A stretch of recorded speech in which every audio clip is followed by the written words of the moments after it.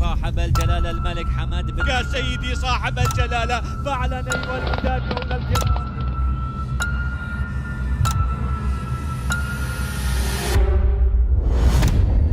And they're ready and they're off.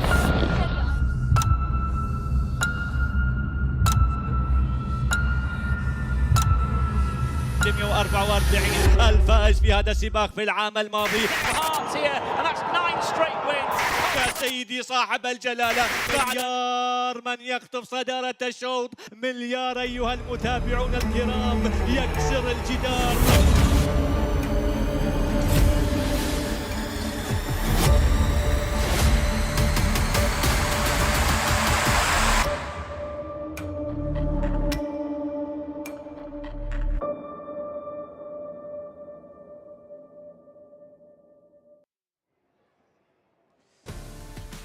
Yes, hello, it is King's Cup Day, the 27th and final race meeting of the season. The big race 12 months ago won in great style by Passion and Glory for Said bin Surur and Danny Tudhope, and the horse is back to defend his crown. For the boys in blue, they've also got Dahabi and King of Conquest for Charlie Appleby. But among them, among the 10 runners, they have all got one horse to beat, a horse that has been making hay here over the winter. Good afternoon, welcome to the Rashid Equestrian and Horse Racing Club. And Nick, you're very much leading the charge, the fan club for Isle of Jura. Yeah, ever since December the 8th, since he announced himself out here, the journey has been one of rapid ascent. Today, Isle of Jura, who won in a common canter last time, bids to put the Godolphin Raiders once again in their place. He's looking to complete the Bahrain Triple Crown. That is in the King's Cup. That's coming up at 3:45 local time. There are 6 races, though. That's on, race 6, rather, on an 8-race card. With all the details, here's our commentator, Darren Owen. Yes, a warm welcome to all. Perfect conditions, mid-20s the temperature here, and not much of a wind for a big day's racing. So it's Isle of Jura against Godolphin et al. In the King's Cup. That is the glittering prize. That tops the bill on what is the final day of the racing season here in Bahrain. Let's have a look at the field for the 2024 running of the King's Cup. Number 1 is King of Conquest, one of 3 Godolphin Raiders here, winner of the Anchorman Cup last year. Number 2 is last year's hero, Passion and Glory. He needs to find his best form here to defend the title. 3 is Isle of Jura. He has had a stellar season. A win today will be the icing on the cake. Number 4 is Dahabi, representing Godolphin. William Buick in the saddle, a winner in Maidan back in December. Number 5 is Gomon, a winner also in Bahrain this winter, won over 1,800 metres back in November. Another regular here, bit of a standing dish in Bahrain, is Lucanda, and this is the one horse who has taken that scalp of Isle of Jura this winter. Number 7, Rayon Pour, a winner over course and distance in the early part of the season. 8 is Roller Jam. Roller Jam is a dual winner in Bahrain this term, over 1,800 and 2,200 metres. 10, Panning for Gold, a good winner here earlier on in the season, was second last week behind Sovereign Spirit. And 11 is Sovereign Spirit, comes here at the top of his game, having won a week ago. So they are the runners in a stellar field for the King's Cup. Let's have a look at today's menu. We begin with the King's Cup for the Arabian breds. That is over the distance of 1,600 metres. Followed by the second race here, the Avenues Bahrain Cup. That's for the locally bred 3-year-olds. Race number 3, the Bapco Energies Horseracing Cup, a domestic Grade 2 short price favourite internationally is Al Nuwayef in our third race. The fourth race is the BINAA Cup. This race is a domestic Grade 1 for the 3-year-olds and upwards. So really good competitive lineup for that race there. That is race number 4. The fifth race is the Methak Mile, the chief supporting race. It's a listed contest. Byline comes into this in really good nick, and up against Byline is Real World. Race 6, topping the bill, is the 2024 running of the King's Cup over the 2,400 metre journey. And race number 7 on the card is the King's Cup here for the locally bred thoroughbreds. It's domestic Grade 1, a tight betting heat. Mudalal and Immortal internationally top the betting. And the final race on the card is the Bapco Energies Horseracing Cup. It is over the distance of 2,000 metres. Burglar and Merlin's Beard are a couple of the leading lights in our 8th race. Let's have a look at the horses who will not be winning today. These are the scratchings, non-runners. Race 2, number 3, Authority. And sadly, from the big race, the King's Cup, race number 6, number 9, Intricacy, is an absentee. Let's have a look at the field for our first race then. The King's Cup for the Arabian breds over the mile, 1,600 metres. It's a domestic Grade 1. Number 1 is Al Managi and Hussein Maki. Number 2 is Kuhailan Afas. Kuhailan Afas second in this race the last 2 years. Anas Al Siabi in the saddle. 3, Musanan. Musanan is partnered by Abdullah Faisal. Number 4, Obayan 1777. Goes for Fauzinas. Stefan Lajaj is aboard the Crown Prince's Cup winner. Number 5 is Obayan 1867, Abdullah Kuwaiti. Number 6 is Tuwaisan, and Ahmed Maki takes the ride.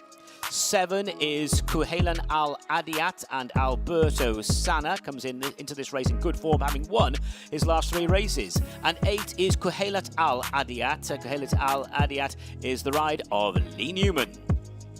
So now let's join Ali. Runners are in the paddock for our first race of the day. So it's time for a new name on the trophy for the King's Cup for the Arabians. In the absence of Kuhailan Weld Umzuraya, who's won this for the last 2 years, will have a new name on that trophy. Now 6 of the 8 runners ran in the Crown Prince's Cup last month. Let's have a look at the runners then. Number 1, that is Al Magani, 1846, in the colours of Al Khaldea. Fauzi Nas trains this one. Hussein Maki takes the ride on Al Magadi. Consistent, outclassed a bit in the King's Cup last season, and 7th in the Crown Prince's Cup this season.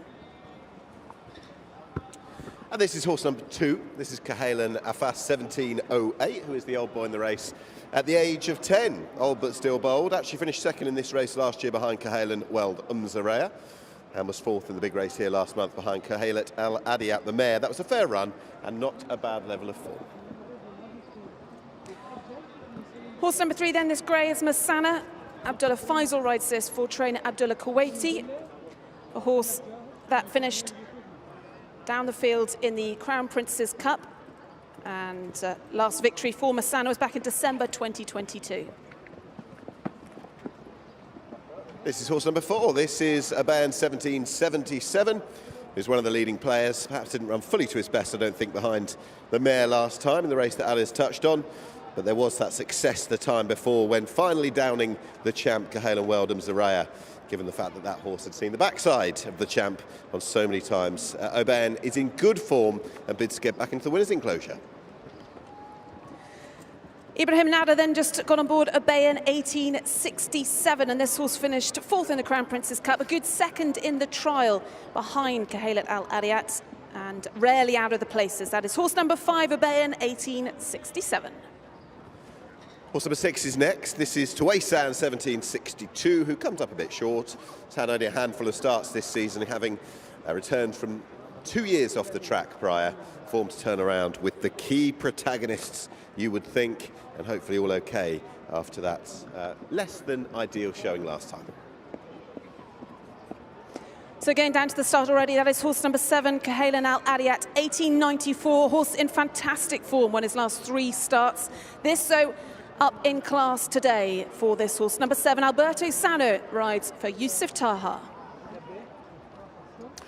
Last but by no means least, certainly say that is KHALIFA Al Adiyat, 1782, the star mare who gained a deserved return to the winner's enclosure last time. That key form race, she finished 4th in this race last year, but it would seem that she's in a better place now. She's a big player in this.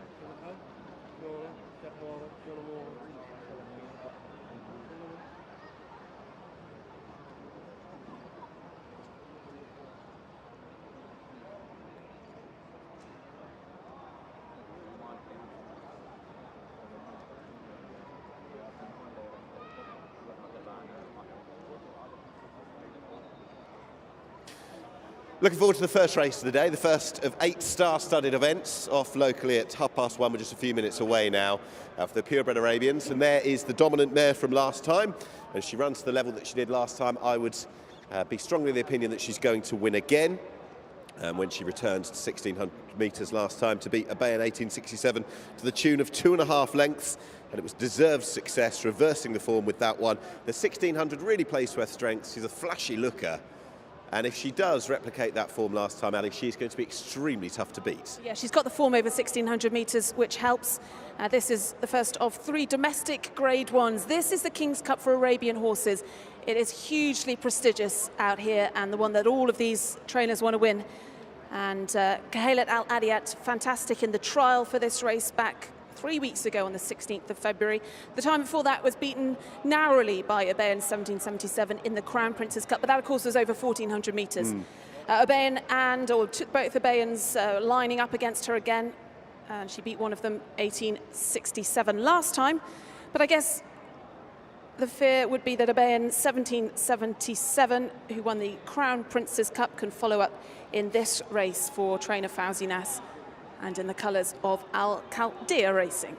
Yeah, there is the aforementioned Bahrain 1777, who's got that form to turn around, did beat KHALIFA Al Adiyat the time before, is generally having a very good season and was consistently the bridesmaid in behind the star champ, KHALIFA Weldon Zaraya, but that horse is absent now and of course tasted defeat just the other time. It's got a little bit warm in between the back legs, but I think a few of them have. It is a warm afternoon here, and it's the early part of the afternoon as well. I'm fascinated to see how the other KHALIFA, one of the others, KHALIFA Al Adiyat, gets on, who has been flying along, the 7-horse, improving all the way through 2024, 3 from the last 3, up in grade, but a very wide margin winner last time, 8.5 lengths over Tawaisan, and potentially has got that bit more to offer to threaten the big horses in the race. Yeah, 4-year-old, so potentially improving.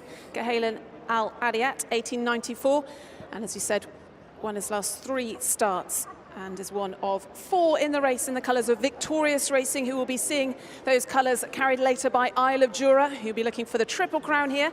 He's running in the big race. The countdown is on. We're working back from race 6.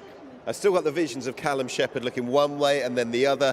Oh, so confident and cool. Can he do it again? It's going to be a much deeper level of opposition but we shall see. Good luck Darren Owen in this race. It's not going to be the easiest one to call necessarily. He's done his own work. And this race also could be key in terms of the crowning of the leading owners of the season. This is the final race meeting of the season. At the moment, Al-Mohammadiyya Racing are out in front with 33 wins, but Victorious, who are mob-handed in this race, are 31 victories. So that could change today. They've got plenty of good runners. Both teams have got good runners here this afternoon. We'll be crowning the leading owner, leading trainer and leading jockey a little bit later on. So Al-Mohammadiyya Racing at the moment leading that owner's title, owner's championship, and Neil Callan, currently the leading jockey, looking for his third victory in that championship in a row. Okay, well, checked over Rashid Equestrian Afas 1708, the 10-year-old. Another of the Cahalans in the race, or a Cahalan times 2. Who are you playing to win this? Because I'm going to stick with the mare once again. I think this is just a set of circumstances that suits her very well. And she was excellent last time. It was a confirmation of probably where she was. I think she can win it again. I wouldn't disagree with you. I think she's hugely talented, but just to be different, I'll go with Otair 1777, the Crown Prince's Cup winner, who on his day is very good. He's the only horse that's ever beaten twice now, Weld Zuraya, the brilliant Arab trained by Fawzi Nas, who Neil Callan usually rides. He's won the Crown Prince's Cup, King's Cup for the last 2 years. He's absent today, so as I said, a new name on the trophy this afternoon. So we've got our 8 runners then in this, the first of 3 domestic grade 1s on today's card. Plus we've got 2 international listed races and a further domestic grade 2. It is King's Cup Day. It is. It's as deep a card as I've seen out here, personally, with the exception of the November, of course, the Bahrain International Trophy. But I think the quality runs all the way through, doesn't it? Yeah, this is very much the most prestigious race day of the season. Obviously, the Bahrain International Trophy in November has got the fantastic international race, which attracts global attention. But in terms of the whole day, today would be the one that is the most important one, particularly for the local trainers who want to win these King's Cups. I'm looking forward to it. I'm looking forward to seeing whether Isle of Jura could, of course, win that, but the Methak Mile as well, whether Real World can prove the real deal like he once was. Seems like a long time ago since that great form with Baid in the summer of 2022. It was brilliant for Said bin Surur back then, but he seems to have been in the wilderness a bit. And of course, Byline, who was unlucky in Saudi Arabia, running a huge race in the 1400-metre contest. He's 3 from 3 here, so this season. So he bids to confirm himself the champion miler. We've got lots of threads running through today. We certainly do. There we are. Fantastic pictures from the drone camera we've got there. You can really see it's a green oasis, this racecourse, in the desert. We're down, and beautiful 2 turf tracks. Generally, it's the outer track used for these championship days. And they'll be loading shortly. So then the King's Cup for Arabians 2024. They're all yours, Darren Owen. Thanks, Ali. Yes, so runners then about to move into the starting stalls. Number 2, Cahalan Afas, was reshot down at the start. Former winner of this race, indeed, and second in the last 2 runnings. Cahalan Afas wears the white cap, jockey Anas Al-Siabi. So runners then going in for the 2024 running of the King's Cup for the Arabian breds. Kahalat Al-Adiyat, number 8. Is going forward. Number 1, Al-Managi, the next one to load, followed by Otair 1867. And this is Cahalan Al-Adiyat, 1894, number 7 on the programme. Otair 1777, still out of line. Winner of the Crown Prince's Cup about a month ago. 3rd in this corresponding race 12 months ago. So this is Otair 1777. Stefan Lajaj takes the ride and will be the last one to load at the mile start, 1600 metres. King's Cup for the Arabian breds, race number 1 on this big day of racing, final day of the season. Last one goes in, stand by, all in. They're ready and they're racing, and off to a good start was Cahalat Al-Adiyat with that big white face towards the outside, being driven early, Musanan towards the running rail, and also well to the fore is Tuwaisan, red jacket, victorious yellow cap, and it is Tuwaisan and Cahalat Al-Adiyat there, the front 2. Al-Managi's now joining in the fun. Just in behind them comes Musanan, and then further back to Cahalan Al-Adiyat, number 7, that one on the wide outside, red red sheepskin noseband. Obayan 1867 is tucked away. KHALIFA Afas is following, and Obayan 1777 is giving them all start. So they work their way inside the final 1,000, and it is Al-Managi who has got the lead. Al-Managi, Hussein Maki takes a look over his shoulder and can see a length and a half adrift. KHALIFA Al-Adiyat as they make the approach now to the side of the course. Tuwaisan is right there against the curb, with KHALIFA Al-Adiyat now moving forward. Red cap to the wide outside. KHALIFA Afas is further back as they approach the turn in. Obayan 1777 second last. Musanan is the back marker turning in. Al-Managi is the leader by a length and a half to KHALIFA Al-Adiyat with that big white face to the outside in second place. Obayan 1867 first of the greys there, trying to make a big effort and is trying to kick away from Obayan 1777. KHALIFA Al-Adiyat has got the lead with about 300 metres left to go. It is KHALIFA Al-Adiyat being pestered by Obayan 1867 to the outside. Obayan 1777 is following, and over 100 metres from the finish, Obayan 1867 now is in control, leads by just over a length. Look at KHALIFA Afas finishing really well. Obayan 1867 does enough. Obayan 1867 will lift the King's Cup for the Arabian breds. It's close for the places. Over on the far side was KHALIFA Al-Adiyat, and to the near side, a regular runner-up in this race, KHALIFA Afas, did some really good work late on. So, number 5, Obayan 1867, Ibrahim Nada has taken this, a big prize for the Arabian breds, a really prestigious pot, a horse who was a runner-up last time behind KHALIFA Al-Adiyat, and Obayan 1867 has toughed it out, number 5 on the card. That is Obayan 1867. Now, let's have a look at those place getters. Look at KHALIFA Afas finishing really well to force a photo for second place with KHALIFA Al-Adiyat. So a photo there for those places. And the other Obayan 1777, was back in fourth. So the winner, provisional winner, is number 5, Obayan 1867. And we'll get the full result from the judges' box shortly. And 3 weeks on, the form reversed. 2.5 lengths between the first two last time out. It's success on this occasion for the horse who was second that day. Obayan 1867 reverses the form of the mare, who was in position A. She seemed to have every chance, took up the running at the top of this very long home straight, but was a long time target at that point, and the grey had her in his sights. Punch to the air from the winning rider. That was absolute delight, of course, for Ibrahim Nada aboard. Obayan 1867, who on that form last time had to run a big race to try and reverse the form, has done just that. He split KHALIFA Al-Adiyat 1782 and Obayan 1777 last time out. And with that 3 very much involved in the finish once again, it would seem as though the form of all of them suggests they've run to a fair level here, and a similar level as well. The old boy, KHALIFA Afas, has run a storming race to close all the way and threaten the big 3. But a success for Obayan 1867, and we can see what it meant to the winning rider. Let's hear from him now. An absolutely delighted Ibrahim Nada. Ibrahim, this your first ever King's Cup victory? Yeah, it's my first time to win a King's Cup.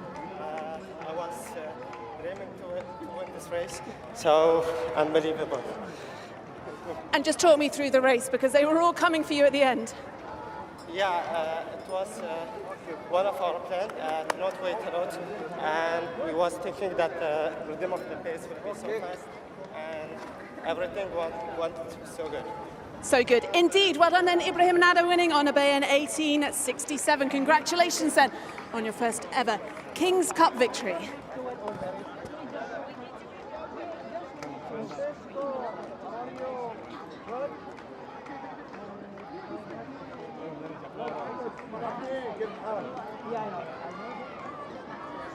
Welcoming in then the first winner of the day. You see what it means to the winning rider. Success in His Majesty King Hamad bin Isa Al Khalifa Cup, the King of Bahrain, a prestigious race for the purebred Arabians. We've heard from him. Well done, Ibrahim Nada. Well done also to the winning trainer, Abdullah Kuwaiti. The winner comes in the colours of Al Wasmiyah, the winning owners. Your winner is Obayan 1867.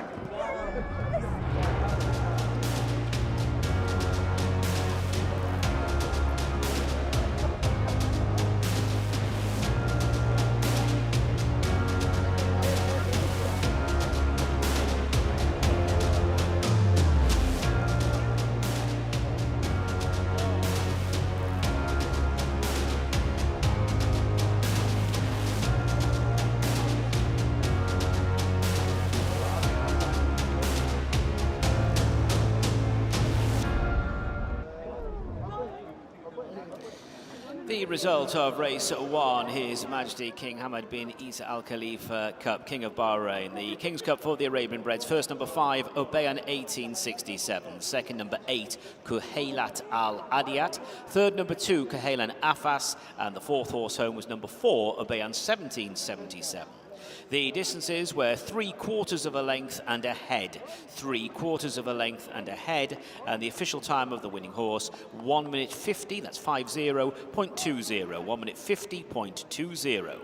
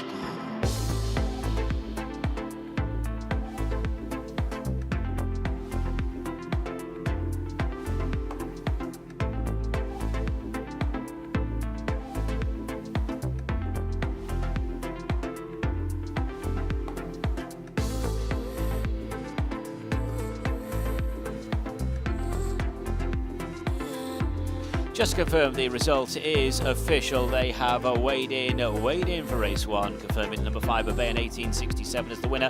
Second, number 8, Kuhailat Al Adiyat. Third, number 2, Kuhailan Afas. And fourth, number 4, Obayan 1777. That result is official, weighed in.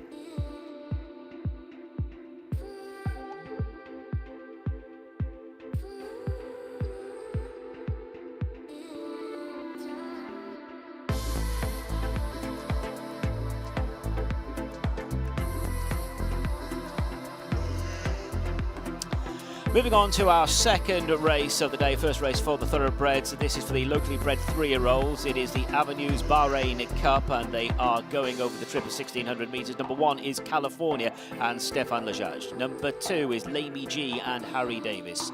4, Assas and Abdul Rahim Jassim. Number 5, Black Pearl, Edinson Rodriguez. 6, Cognitive and Ibrahim Nada. 7 is Gasham Abdullah Faisal. 8, Mr. Dollar, partnered by Hector Crouch. 9, Quantum Leap, Lee Newman. 10, Asila Ahmed Maki. 11, Jerusalema, Alberto Sana.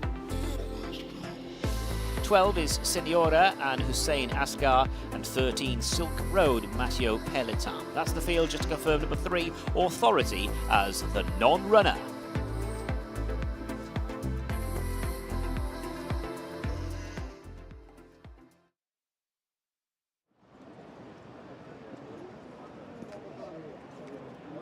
So let's have a look at these horses in the parade ring. Then this horse is horse number 1, California, who runs in the colours of Fauzi Nas, who also trains it. Stefan Le Judge rides this one, and this is one of the few runners in the race with, well, plenty of, or 2 racecourse starts, including victory last time out, beating Portofino by a length back at the beginning of February. That is horse number 1, California. This is horse number 2. This is Lamy G, who created quite the impression when winning just a couple of weeks ago, back on the 23rd of February on the debut under Lee Newman. Harry Davis takes the ride today. Looking forward to seeing what this horse can go and achieve, this son of Call to Mind. That was 1,400 metres on the day. Today it's the extra 200, but I wouldn't have thought it'll be the distance that'll be stopping him. Horse number 4 then is one of 5 in the race for trainer Hadi Ibrahim. This is Assas, a horse that finished well behind California when they last met back on the 3rd of February. Abdurrahman Jassim rides for the trainer Hadi Ibrahim. This is horse 4, Assas. This is horse number 5. This is Black Pearl, who's got a significant distance to reverse with California. Different day, different trip, of course. It was the debut for Black Pearl on that occasion. And finished best of the rest in behind the front 3. Really ended up showing good late progress. So another couple of 100 metres, and with that race under the belt, all look positive. Horse number 6 then is Cognitive. He's going to be ridden by Ibrahim Nada for Hadi Ibrahim in the colours of Mohammed Khalid Abdurrahman, and you'll see these colours later. They're going to be carried by Goman in the big race and Ecosystem in the Methak Mile. But this is horse number 6, Cognitive. He's had 1 start back in mid-February, down the field that time. Goes again this afternoon. This is horse 7. This is Gasham with the big white blaze on the face. Now, this horse has only had the 1 start so far, but that was some time ago, back on the 29th of December, so has had a good break since then. Finished 5th of the runners on the day and has had that break since. The extra 200 metres looks a rare, not a bad move, I would say, and it wasn't a bad debut whatsoever. So something to build on. Gasham off a break. There we are, the jockeys then in the colours of the Al Mohammedia Racing. Hector Crouch among them. He'll be on board Mr. Dollar, who is horse number 8. Let's have a look at him. He looks very chilled in the parade ring here. This is his 3rd racecourse start. He finished 4th behind Zeal last time out. That is horse number 8, Mr. Dollar. Next up is horse number 9. This is a stablemate of Lamy G. This is Quantum Leap, who was actually behind the aforementioned winner, Lamy G, last time. Finished 7th, beaten 13 3/4 lengths, and it might just be a Quantum Leap in form to reverse that measure of distance beaten last time.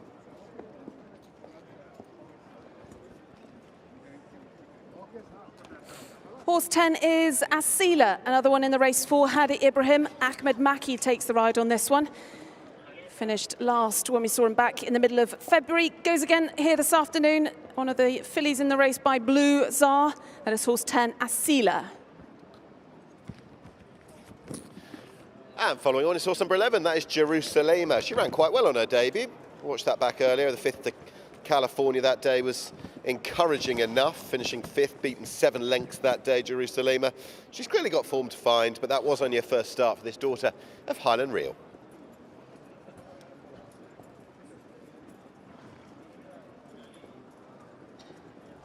Horse number 12 then is Senora in the colours of Al Mohammedia Racing. This one trained by Ali Abdul Majid.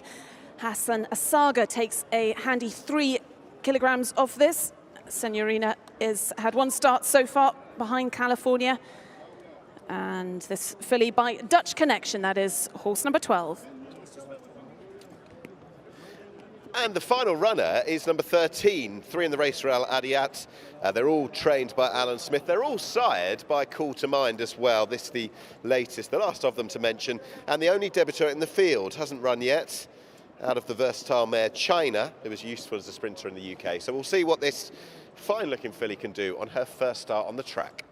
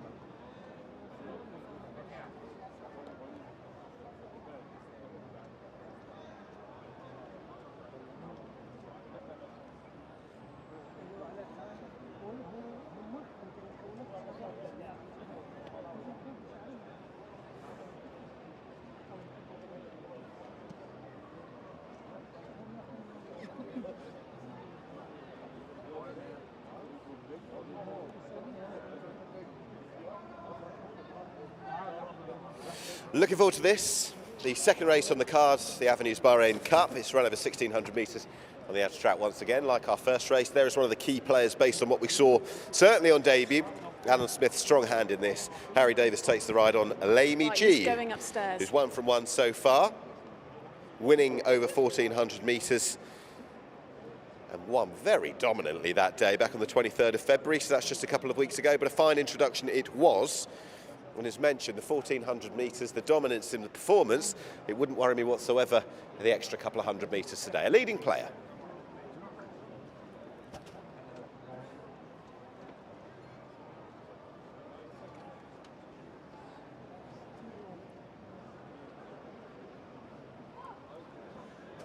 Well, ahead of our second race here on prestigious King's Cup Day, we welcome His Royal Highness Prince Salman bin Hamad Al Khalifa, the Crown Prince and Prime Minister.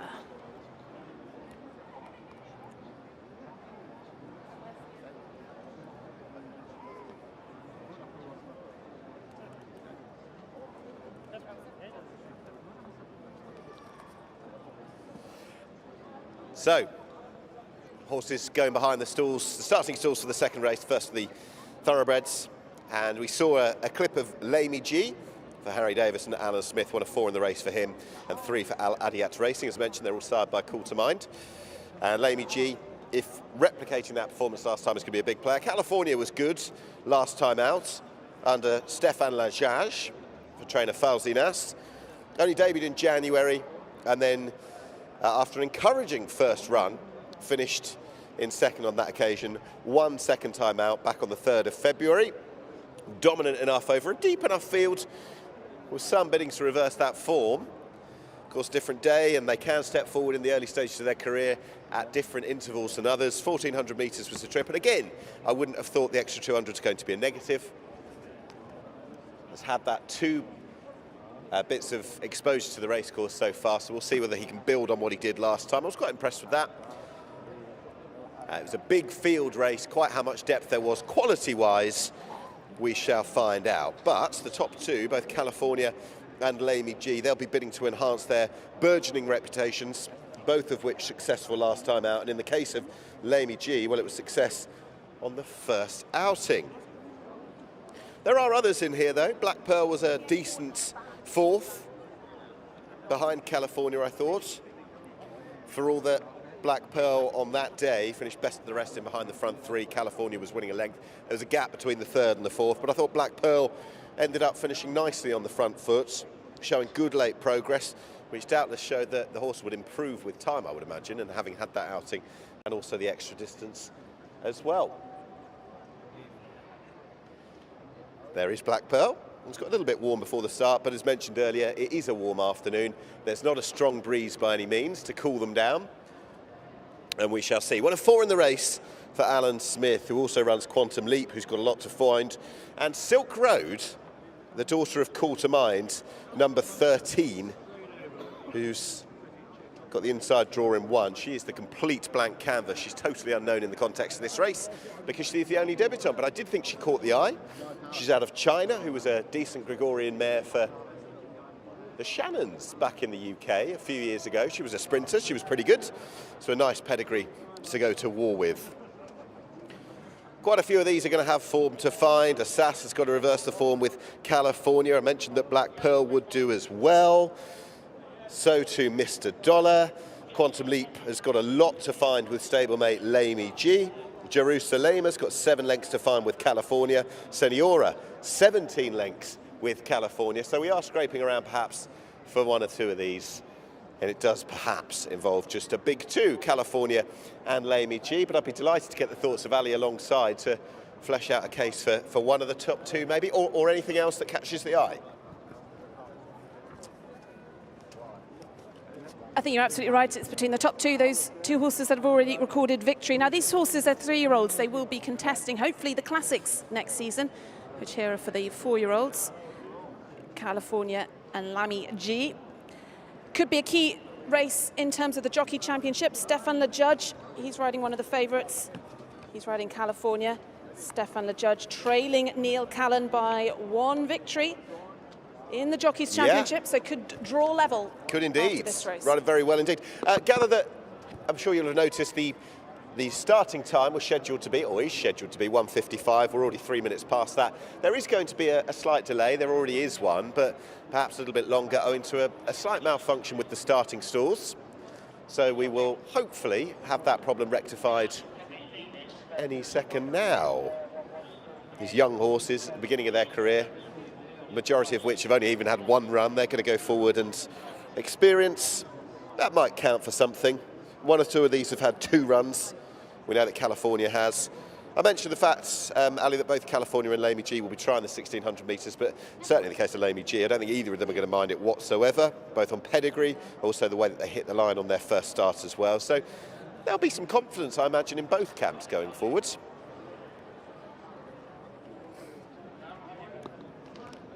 If there's one that I thought might just threaten, I thought it'd be one of Alan Smith's. I thought Black Pearl, who did run well behind California when beaten 5 lengths, but showed up quite well at the end of the race. And sometimes when they're going to be beaten, you just want to see a little bit of late progress, the way that they hit the line, with promise for the next day, promise for that little bit further, so we shall see. But a race where they're all at the beginning of their career, and hopefully lots of potential to go forward with. Looking forward to this. It's the Avenues Bahrain Cup, the 2nd race, and it'll be called by that man, Darren Owen. Thanks, Nick. Yes, so runners are going into the stalls, 3-year-olds, the locally bred thoroughbreds, and Alan Smith certainly well represented in this lineup with 4 runners going for the stable, and Haida Ibrahim has a 5-pronged attack on the race. So we're looking at the field then moving into place. Internationally, on the international markets, Lamy G was the favourite. Or is the favourite. Lamy G in the dark blue cap. So runners then moving up into position at the 1600 metre start. Not many more out of line. California is one of those to go in. Asila's another one. So California moving up into stall number 7. Asila is just shying away there from the stalls. Asila's had the 1 start thus far. I'm afraid didn't beat a single rival on that occasion. So Asila will complete the lineup, 1600 metres, 3-year-olds, race 2, they're all in. They're off from the 1600 metre start, and breaking the line very nicely was Mr. Dollar, and right there California, and also breaking the line Quantum Leap as they go down the far side, and it is Quantum Leap to the outside with the striped cap. Right there is Assas, and California is on the premises. Mr. Dollar just in behind them, followed by Jerusalem. To the inside is Lamy G, and further back to Senora. To the running rail Silk Road, who's being followed by Gasham, pale blue colours. Cognitive and Black Pearl are next, and Asila is the trailer. They're heading now towards the last 800, and it is Quantum Leap and California, those 2, stride for stride. They're about 2 lengths in advance of Lamy G, who's on the inside running rail as they prepare to turn in. Mr. Dollar is next, being followed by Jerusalem, and then Assas in mid-division, being passed by Silk Road. Cognitive Cognitive and Senora trying to get into it. Gasham and Black Pearl and Ira last and first, and last of all is a Sealer. They're homeward bound, and California's kicking for home at the 400-meter marker. Mr. Dollar is giving chase, and still in the mix is Lamy G. To their outside, Jerusalem is trying to find top gear. They're heading down towards the last 200. California, Lamy G, Jerusalem to the wide outside. Mr. Dollar's dropped in behind them inside the last 100. Lamy G now being joined by Jerusalem. Jerusalem has now got a head in front. Jerusalem the winner. Lamy G second place. California third. Mr. Dollar fourth. And best of the rest was the newcomer with Promise Silk Road.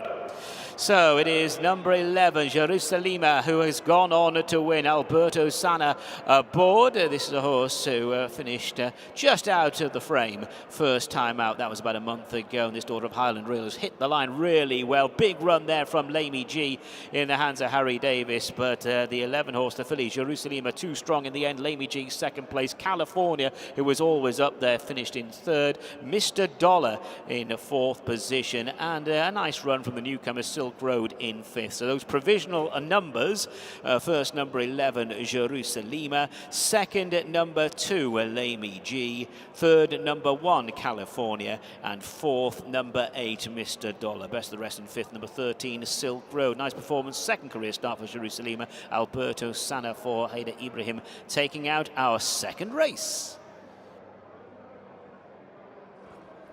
Yes, and it did look as though it was going to be boiling down to the big two, California and Lamy G, but neither of which have been able to enhance their reputation with yet another win. It's gone to the filly, Jerusalem, who had 7 lengths to reverse with California from her debut. I did note beforehand that she ran quite a noteworthy race that day, finished in 5th, and it was encouraging enough. She had plenty of form to find 7 lengths, but a different day, that extra race of experience, extra 200 metres, and this daughter of Highland Reel out of a Cape Cross mare, the stamina has really played to her strong suit. She's mastered Lamy G, who's been able to give her the 4 kilos on the day. California back in third. Not a bad run, I don't think, from the 2 winners, trying to give weight away. But Jerusalem, a well-bred filly, in colours we're going to see responsible a little bit later on for some maybe outside players in some of the big races, those of Mohammed Khalid Abdul Rahim. A good ride from Alberto Sana, Jerusalem.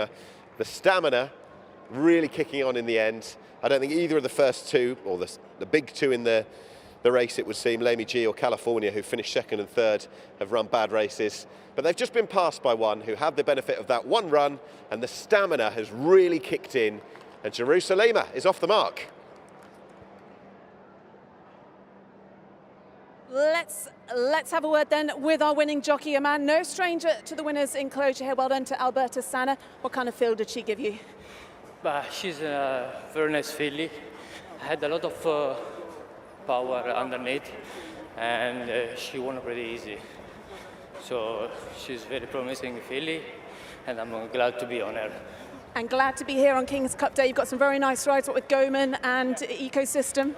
Yeah, it's gonna be a busy day, full card. Hopefully to keep going like that. But I know it's quite difficult, but I'll try. Congratulations then, Alberto Sana starting the day as he means to carry on. He's got Ecosystem and then Goman in the King's Cup. But victory early days, early doors with Jerusalem in this, the Avenues Bahrain Cup.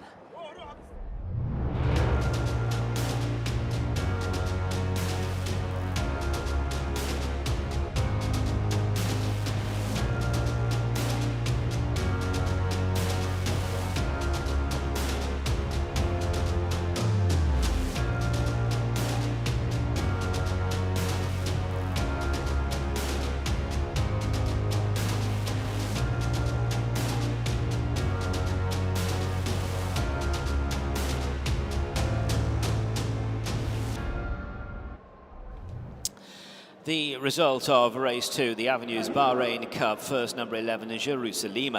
Second was number 2, Lamy G. third, number 1, California, and the fourth horse home was number 8, Mr. Dollar. Fifth, number 13, Silk Road. The distance is 1 length and 1 3/4 lengths. That's 1 length and 1 3/4 lengths. And the time of the winner, 1 minute 38.66. That's 1 minute 38.66. Jerusalem wins race 2, the Avenues Bahrain Cup.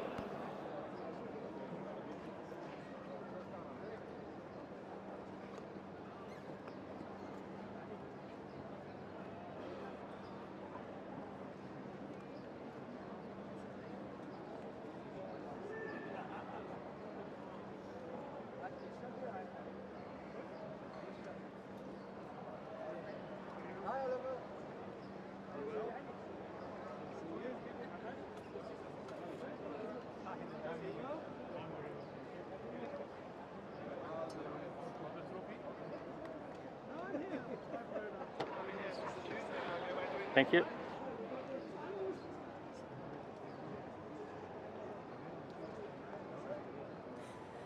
Let's have a word with winning owner then, Mohammed Khalid Abdulrahman. Mohammed, nice to get this day off to a winning start. Yeah, I think my father is very good luck. It seems every time he's here we have a couple of winners, so it's good to have the first win of the day and hopefully more. He's not a shy man. Come on in, Khalid. Come and have a word with us as well, because it is a family effort. How much do you enjoy sharing the success? I bred the brood mare as well. Yeah. You bred the brood mare, and you breed a lot of imported horses and local horses, but nice to have victory on a big day like today, Khalid? Of course, it's one of the big days. We're waiting for it. Looking forward for these type of races. And Mohammed, how's Goman then ahead of the King's Cup later on? Yeah, I mean, he's a fantastic horse. Maybe a little test with the distance. I don't know, we'll see today. But yeah, we're pretty hopeful with him. And Ecosystem in the mile? Yeah, as well, pretty hopeful. Fantastic horse. He's always very close to winning that race, but we'll see, hopefully this year. We hope he gets into the stalls. You have a fantastic team of horses here this afternoon, because of course you've got the Crown Princess Cup winner Immortal in the King's Cup a little bit later. Just to put it into some sort of context for viewers who are watching this around the world, how important is the King's Cup for the local bred? How much do you guys want to win that one? Yeah, I think especially for my father, I mean, breeding is a huge part of this game, and that's what we focus on, to be honest. So We were looking forward for this type of races, as I said. It's a local bred, we bred the horse and the broodmare and the stallion, Immortal. It's going to be a big one if we win this. Celebration time. A big few weeks for you, of course, who've so integral to the Formula One last weekend. Congratulations, victory here, and good luck with your horses later on. very much, thank you. And the result is now official. They have weighed in for our second race. Just confirming the winner there, number 11, Jerusalem. Second, number 2, Lamy G. Third, number 1, California. And fourth, number 8, Mr. Dollar. Weighed in for race 2.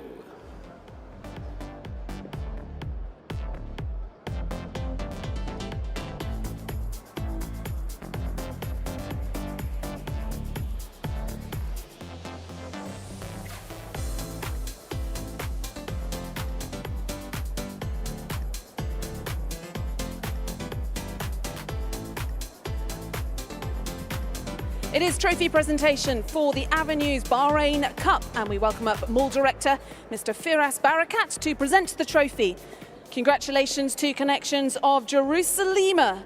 This brilliant filly by Highland Reel. Well done to winning trainer Hadi Ibrahim, winning jockey Alberta Sana, and winning owner Mohammed Khalid Abdulrahman alongside his father to receive the trophy for victory in the Avenues Bahrain Cup.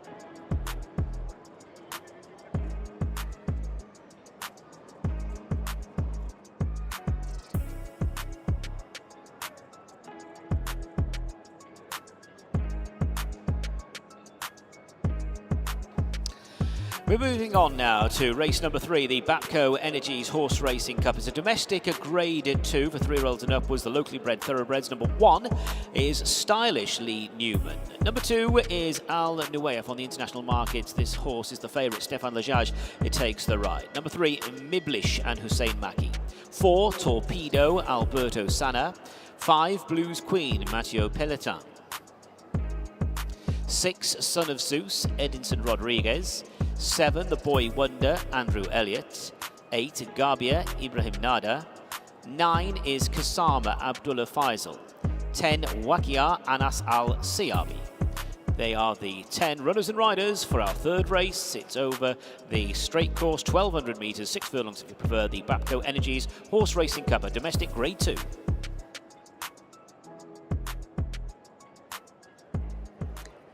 So the horses in the parade ring, let's have a look at them. This is horse number 1, Stylish for Alan Smith and Lee Newman. Carries a 3-kilogram penalty. He's won 2 Group 2 domestic Group 2s this season, including the Bahrain Jewellery Centre Cup over this trip. Stylish has every chance in this. That's horse number 1. There is Alan Smith, who's got big chances in this race. He's got big chances later on as well. Can't wait to see byline. Doff of the cap. One of the leading trainers around. Right, this is number 2. This is Al Nuwaif improving 35 points. Rise at the ratings for that absolute monster performance 2 starts ago. Didn't stop the horse winning again last time. And suddenly has a big rating and is chasing a hat-trick. That is number 2, Al Nuwaif. Following horse 2 in the parade ring, there is horse number 3. He's got the red hood. That will come off down at the start. This is Miblish, a horse who's got plenty to find on the ratings, finished well behind Stylish when they met back at the beginning or the end of January. Going to be ridden by Hussein Maki for Yusuf Taha. This is horse number 3, Miblish. This is number 4. This is Torpedo, who'll bid to shoot them all down. Bids to confirm the form of Miblish from last time. That was the first win in 2 years for Torpedo. It was quite a taking success last time. Goes back up in trip again. Torpedo is the 4.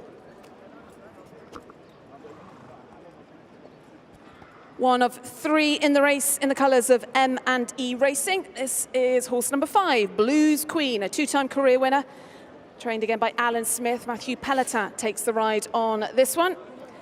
A horse that finished behind Stylish back at the end of January as well. That could be a key race. This is horse number 5, Blues Queen. Another of the Alan Smith runners. This is the appropriately named Son of Zeus, who is a winner back in January, 3rd to Al Nuwaif last time. Gets that bit of weight from the rival this time, but perhaps tricky to anticipate a significant reverse of that form. Has got a few lengths to find. And to complete the M&E Racing trio, this is the Boy Wonder. Andrew Elliott takes the ride for this on this one for Alan Smith. And a 10-length winner when we last saw him under Mere Childs. That was back at the end of February. So we'll see just how good the Boy Wonder is here this afternoon, up in class. This is horse number 8, who was best of the rest behind Al Nuwaif last time. This is Garbia for a team already in the winner's enclosure this afternoon. It's a key form race last time for Garbia. Yet to find the score sheet this term. We'll see how she gets on today. Horse number 9 then is Kazima. This is another one for Hadi Ibrahim. Abdullah Faisal rides this horse and finished 3rd behind Galatia back on the 17th of February. There or thereabouts with her starts. This daughter of Bluzar, a 5-time career winner. She's been good for connections. This is horse number 9, Kazima. And the last runner is number 10. That's Wakia, who was 4th behind Al Nuwaif back on the 17th of February. That key form race was beaten 4 lengths, well clear of those in behind. And watching it back earlier, it was clear that the rider wasn't overly hard on the horse once the winning chance had gone. So that is number 10, who completes the field, Wakia.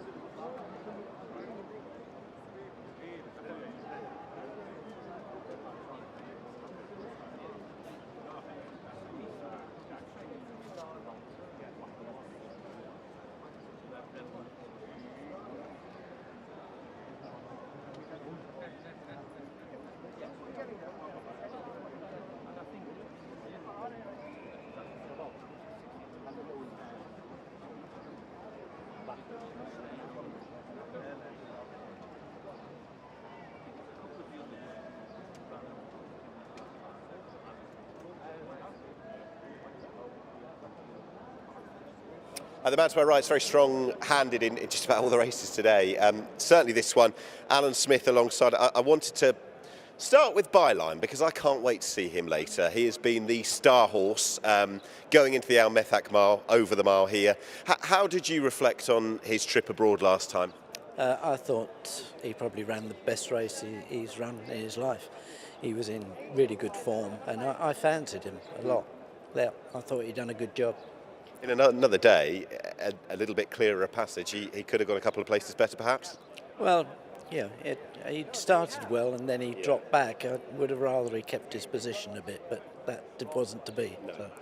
How much do you enjoy it? You've got the fact that Real World coming over from the Godolphin operation. How much do you enjoy it when the foreign raiders come and get to test your horses up against what they bring? Well, I love it because it's great for our racing. It improves the whole racing, you know. And it forces my owners to go out and buy better horses. It's all right. What's your assessment of the King's Cup field later? Well, I can't really see past Isle of Jura. Really? Yeah, I mean he's, the way he's performed since he came over this season, he's just a really nice horse. Yeah, and beautiful looker. He just handles his track so well, you know. Some horses they hit it like that. Yeah. He's a nice horse. I said to you I would not go through all of your runners today, of course, but is there one that you would nominate in this upcoming race that perhaps you're most looking forward to?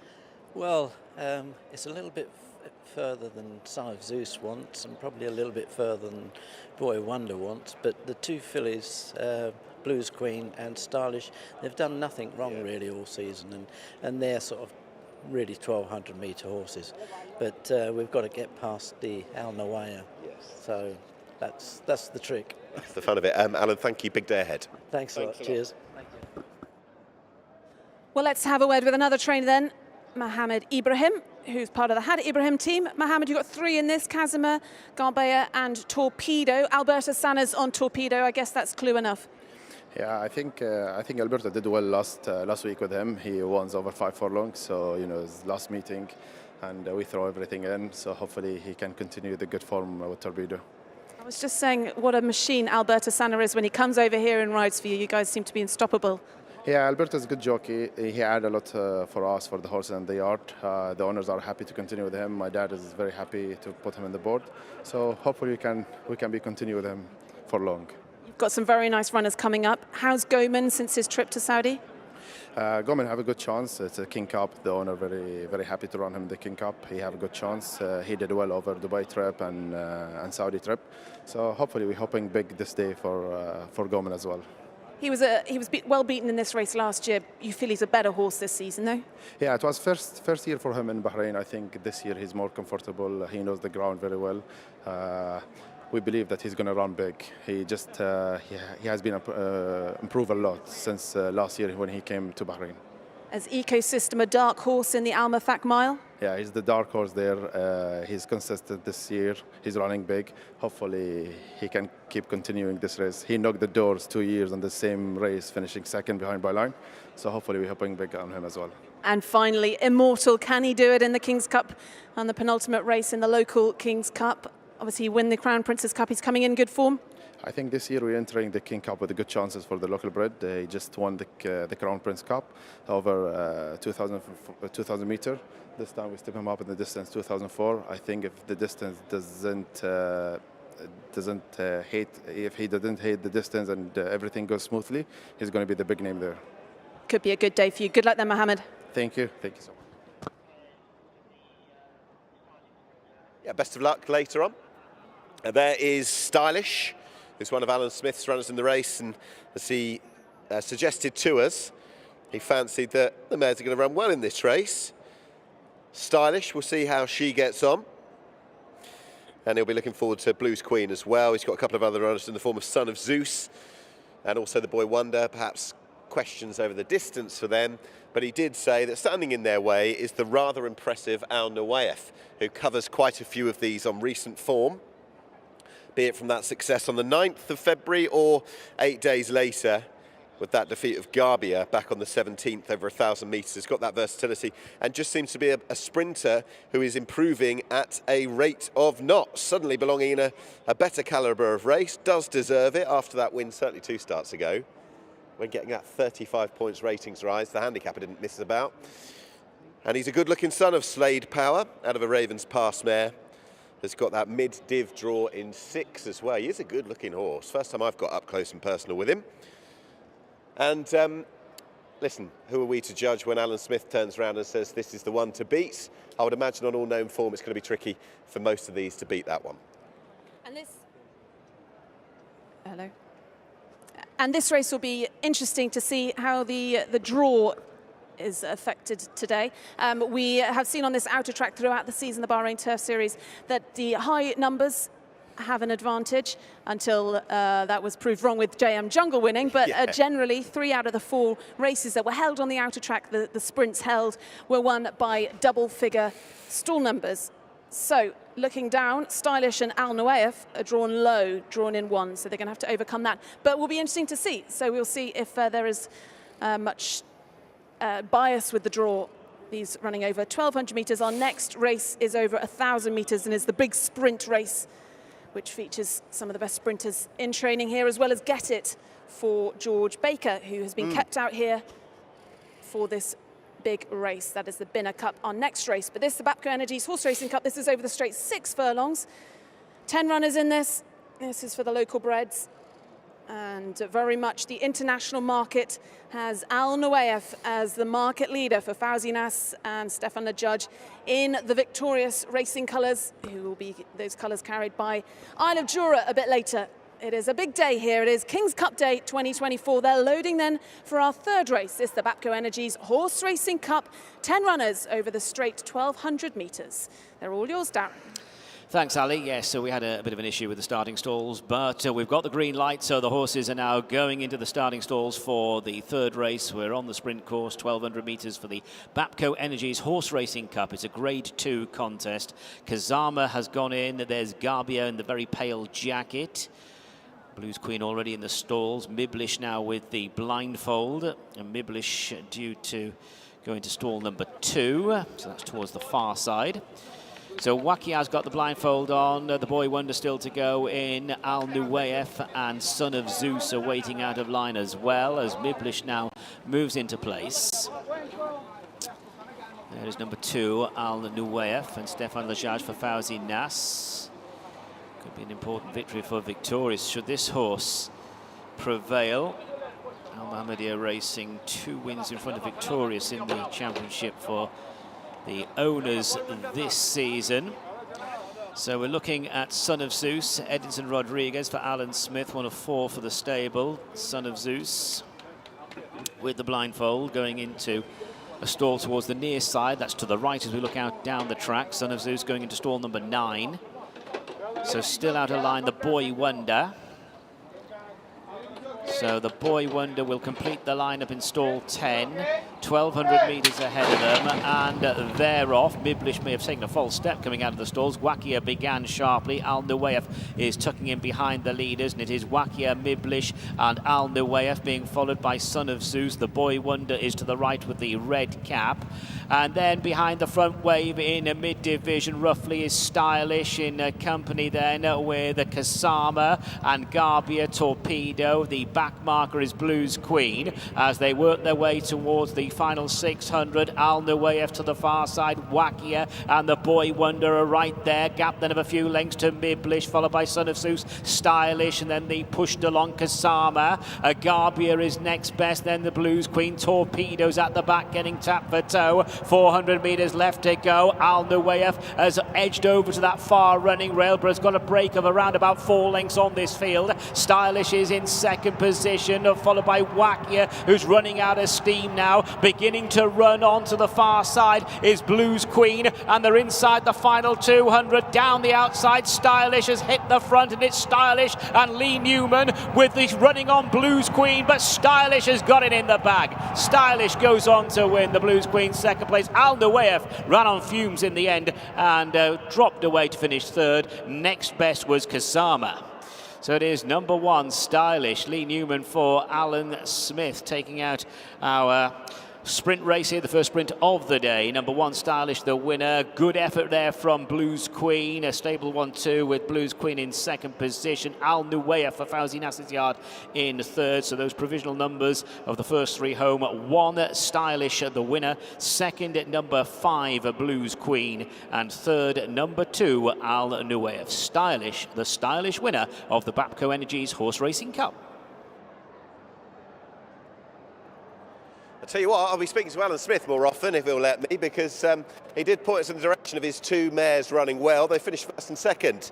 He also said it was going to be tough to beat Al Nuwaya, who maybe was hanging into that far side rail. Shot clear. It did look like going on and winning and landing that hat-trick to confirm the rapid rate of ascent, but it hasn't happened in the end. Al Nuwaya, the run petering out. But right up the centre of the track, that was Stylish, who had a little bit to do in what she'd been doing of late, but her form through the midwinter period had been excellent, winning 3 of her 4 starts.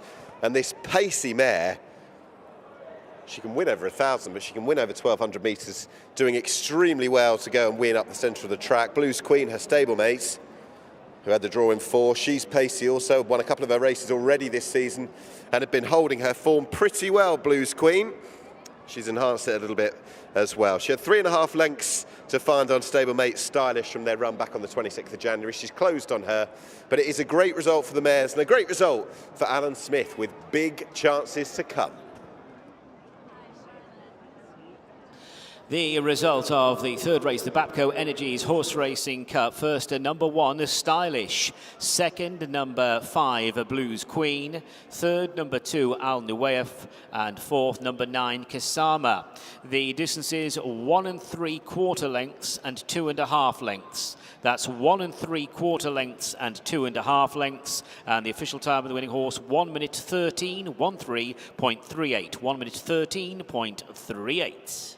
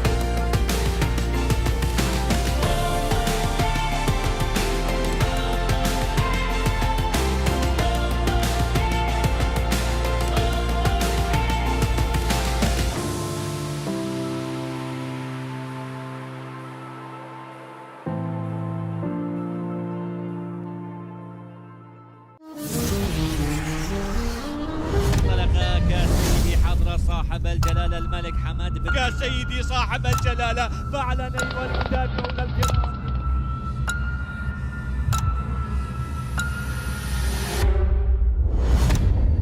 And they're ready and they're off.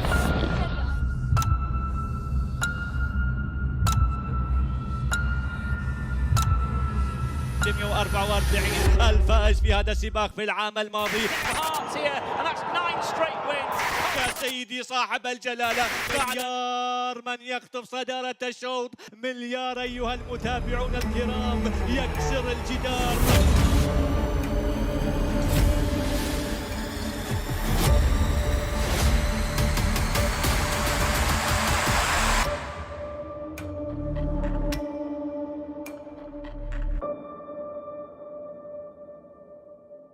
Yes, it is King's Cup Day, the 27th and final race meeting of the season. This race won 12 months ago in great style by Passion and Glory for Said Bin Surur and Danny Tudhope. The horse is back again to defend his crown.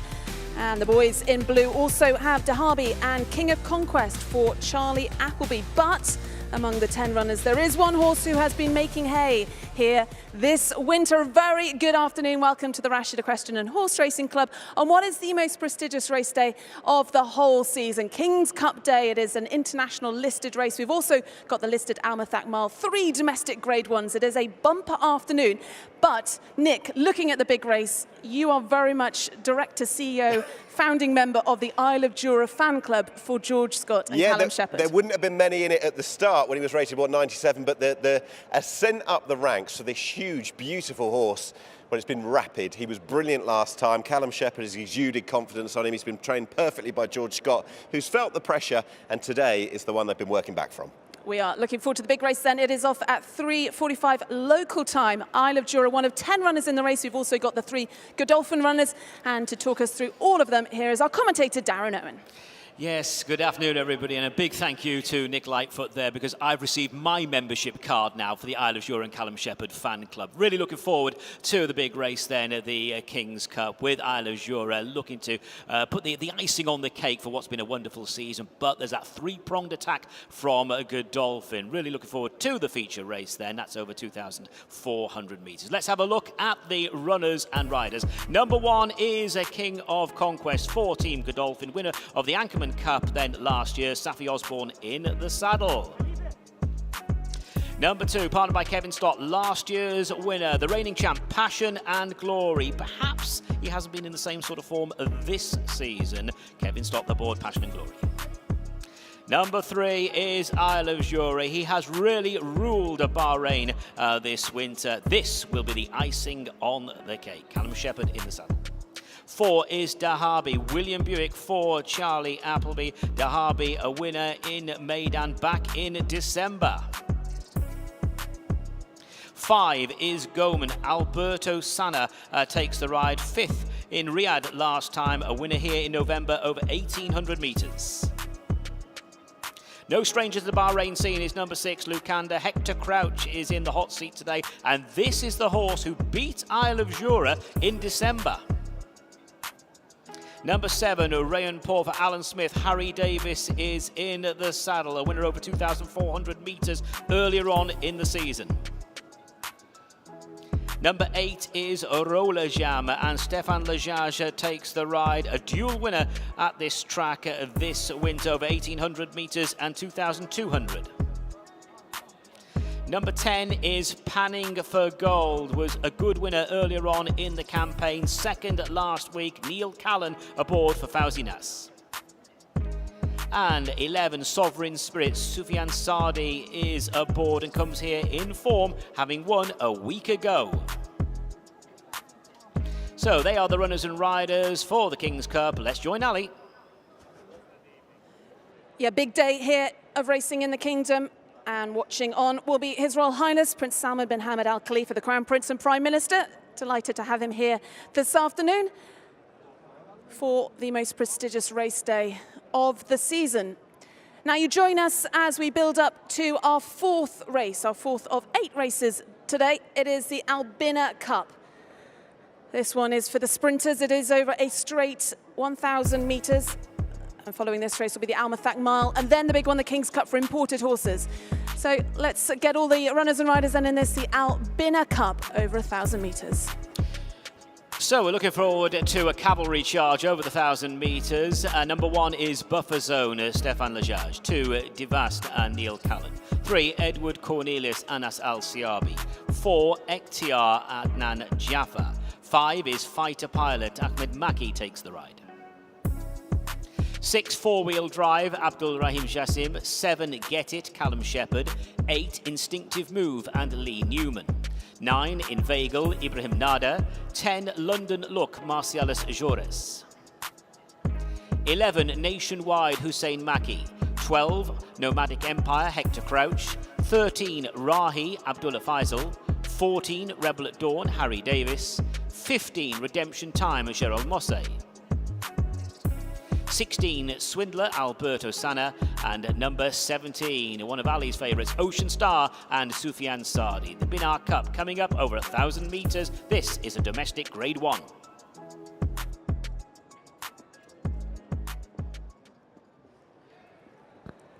So the horses coming into the parade ring, one going down early, that is horse number 16, Swindler, in the colours of Victorious Racing. They've already been in the winners' enclosure here this afternoon, and they've got Isle of Jura coming up later. But the Swindler is going to be ridden by Alberto Sanna for trainer Yusuf Taha, a three-time career winner. Lightly raced though, just 4 starts this season. That is horse number 16, Swindler.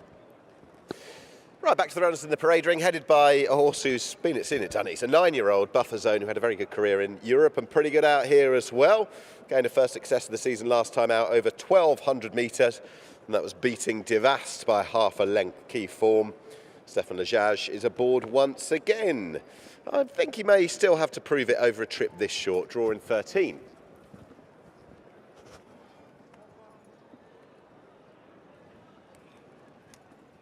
A horse that has been running regularly over this 1,000 metres. This is horse number 3, Edward Cornelius, going to be the mount of Anas Al-Siabi for trainer Fauzi Nas.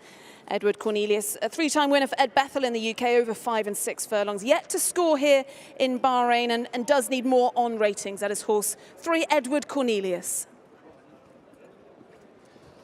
Horse 4 is next. That is Ekhtiar, who's very much at the veteran stage, the 10-year-old Ekhtiar, who's struggling a bit this season. There was loads of back class when he was across the Gulf over in Dubai with Doug Watson, but he's not as good anymore. Horse 5, this is Fighter Pilot, who has been plying his trade out here for a number of years. Yusuf Taha is the trainer. He won in December. He's been out of the placings in his 3 starts since over this trip. But he's got a good draw in stall 12. That is horse 5, Fighter Pilot. Horse 6 is Four Wheel Drive, who perhaps has been on the regress a little bit. Did win on this card a few years ago, but not in the winners' enclosure now for a few years. Wouldn't be at the level Four Wheel Drive once was. We'll break from stall 4. Horse number 8 is Instinctive Move, who is one of a number of runners in this race who'll be wearing the Al Adiat Racing colours. Lee Newman, who won the previous race, he rides for trainer Alan Smith. And Instinctive Move used to be trained by Clive Cox, his 2nd season now in Bahrain. Good form last year in the Bahrain Turf Series, but a bit down in ratings this season. That is horse number 8, as the bell goes, Instinctive Move. Number 9, that is Inveigle, who's got the draw in 6, who finished 3rd here, positioning behind Swindler, and wasn't actually so far behind the Turf Series race JM Jungle some 2 starts ago. Winless this campaign, runner up to Nationwide with a lateral form line to turn around, but Inveigle might run a solid race. Behind horse 9 then, there we are, that is London Look, who's wearing the blinkers. Horse number 10, Marcalis Juras rides for Ali Jan. He's got plenty to find on ratings, London Look. A 5-time career winner, though. And he'll be coming out of stall number 8. That is London Look.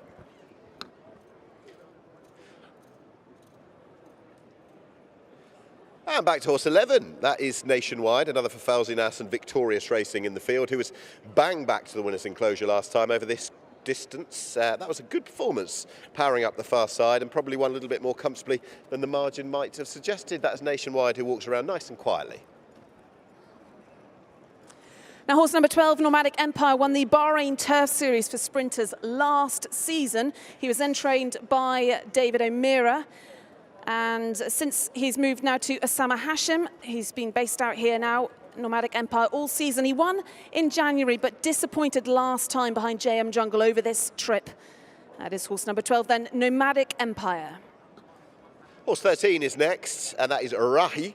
Rahi, who was a last time out winner over the distance, and it was a first win since transferring here from the days in Dubai. A horse that's shown a lot of speed and has the highest draw. Might not be a bad thing. Horse 13 breaks from stall 17. Here is 14. This is last year's winner. This is Rebel at Dawn in the Al Adiat Racing colours. They had a treble on this card last year. And Harry Davis will be riding Rebel at Dawn for Alan Smith. Been a bit disappointing since his victory last year, but he's good on his day, and he's good over 1,000 metres, and he's drawn in 10. That is horse 14, Rebel at Dawn. And stablemates, Redemption Time is next, who's got a low draw into midfield running the Otair Cup last time, but a good 3rd in the Hawar Cup the time before one of the Turf Series races, so it wouldn't be out of the question to see a good run. Let's have a look at the mare in the race, Ocean Star. Soufiane Saadi rides this one for Mohammed Hassan, who's been a prolific sprinter out here. Used to be trained by Archie Watson in the UK. And now rated £24 higher than when she first came out here. Probably better over 1,200 metres, but has got some form over 1,000 metres.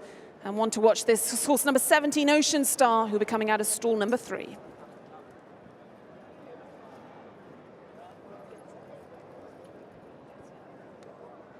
There is horse number 2, who is a late comer, walking down the chute.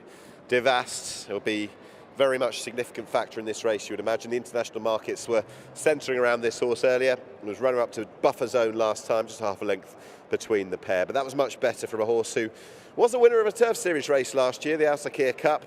Midfield draw in 9. He's a very capable horse, Devast. And is going to just arrive that little bit later than the others in the parade ring.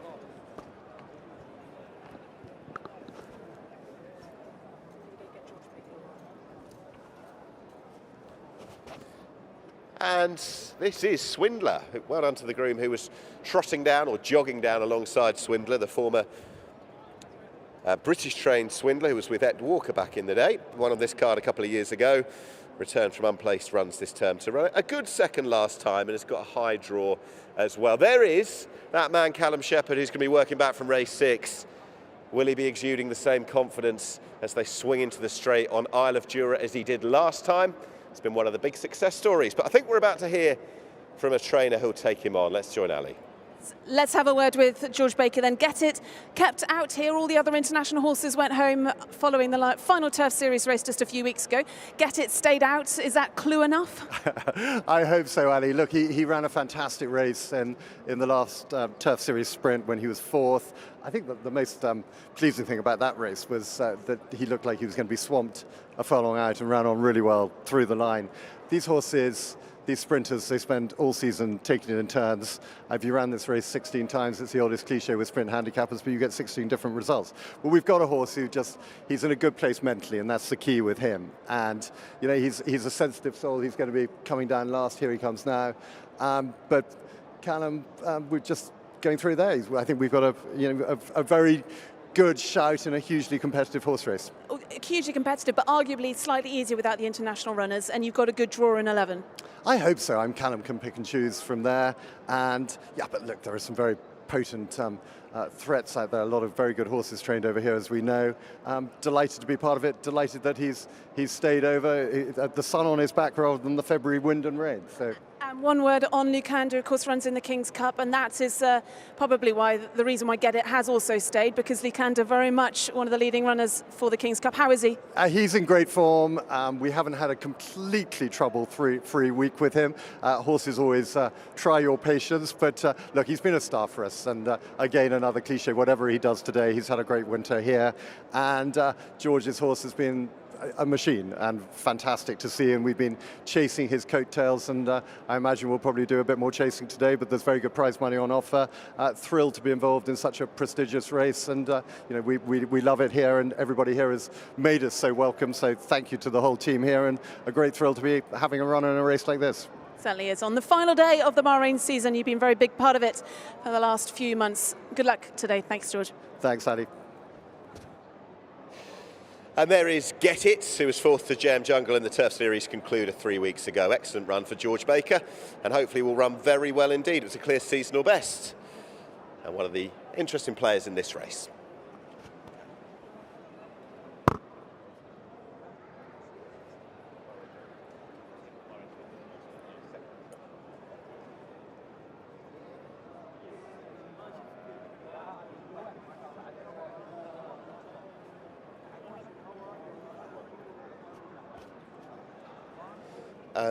Well, William Boots.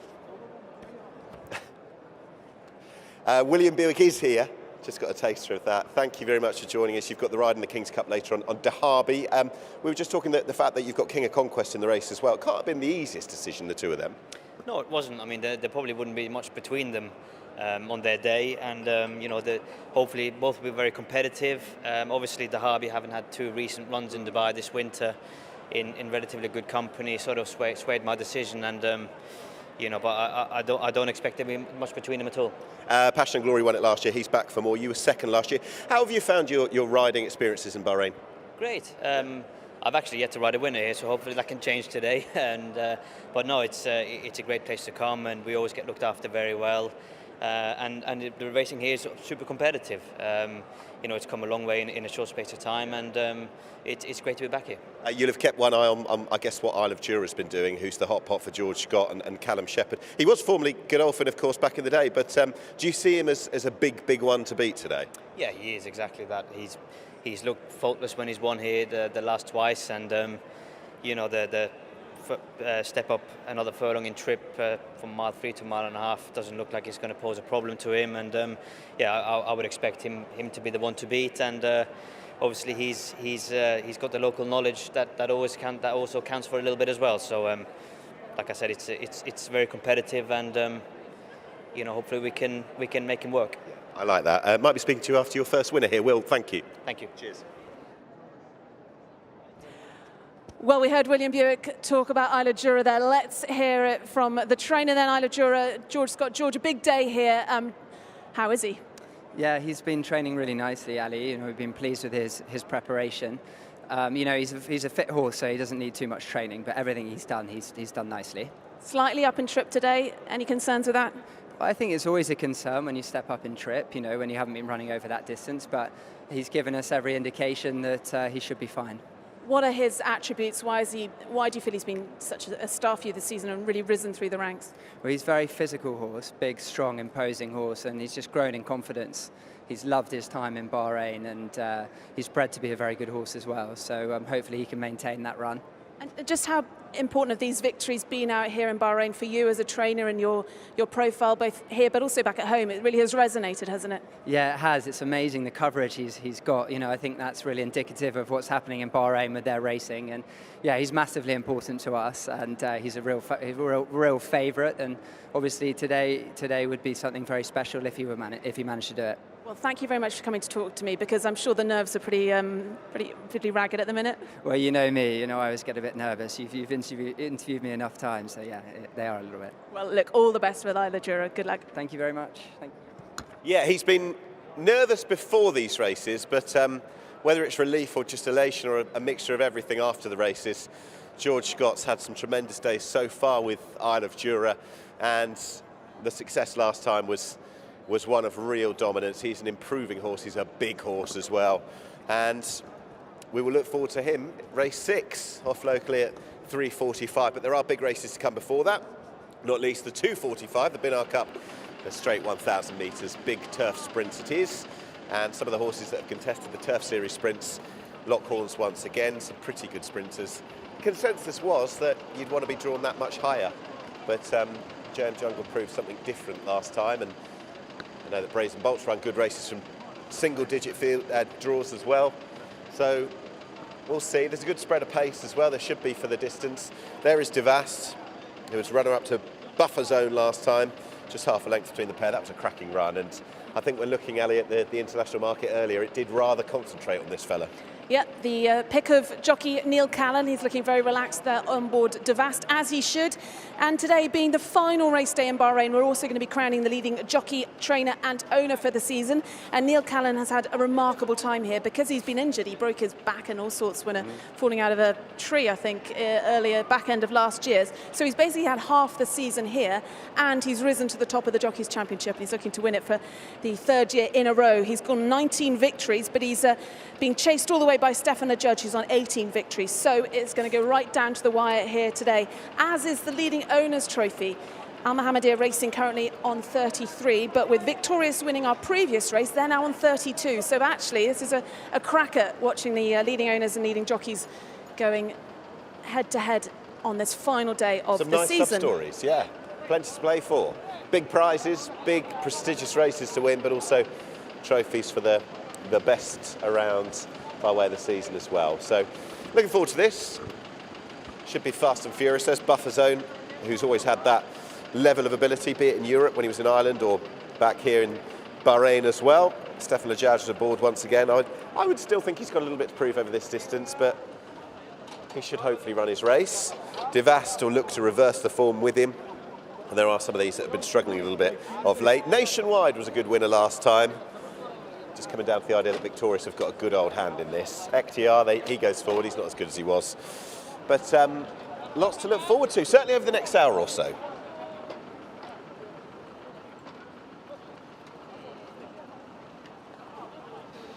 So runners then going into the stall, so at the 1,000-metre start for race 4, the BINAA Cup. We're looking there at Rebel at Dawn with a striped cap. Blue and white striped cap, red and white striped cap on buffer zone moves into place for Fauzi Nas, Stefan Lachage Victorious. Four-wheel drive, yellow colours. Blue colours far side there is Redemption Time and Gerald Mosse. So four-wheel drive has the blindfold fitted. So still to go in, quite a few of them, Instinctive Move. Devast, who was heading the international markets for this race. Neil Callan on board Devast. Get It in the black and white silks, Callum Shepherd. So this is Devast going in. Devast in a middle stall, stall number 9. As Instinctive Move moves into position, Get It and Ocean Star are going to be the last couple. Ocean Star then to go in, race 4,000 metres. And they are all in.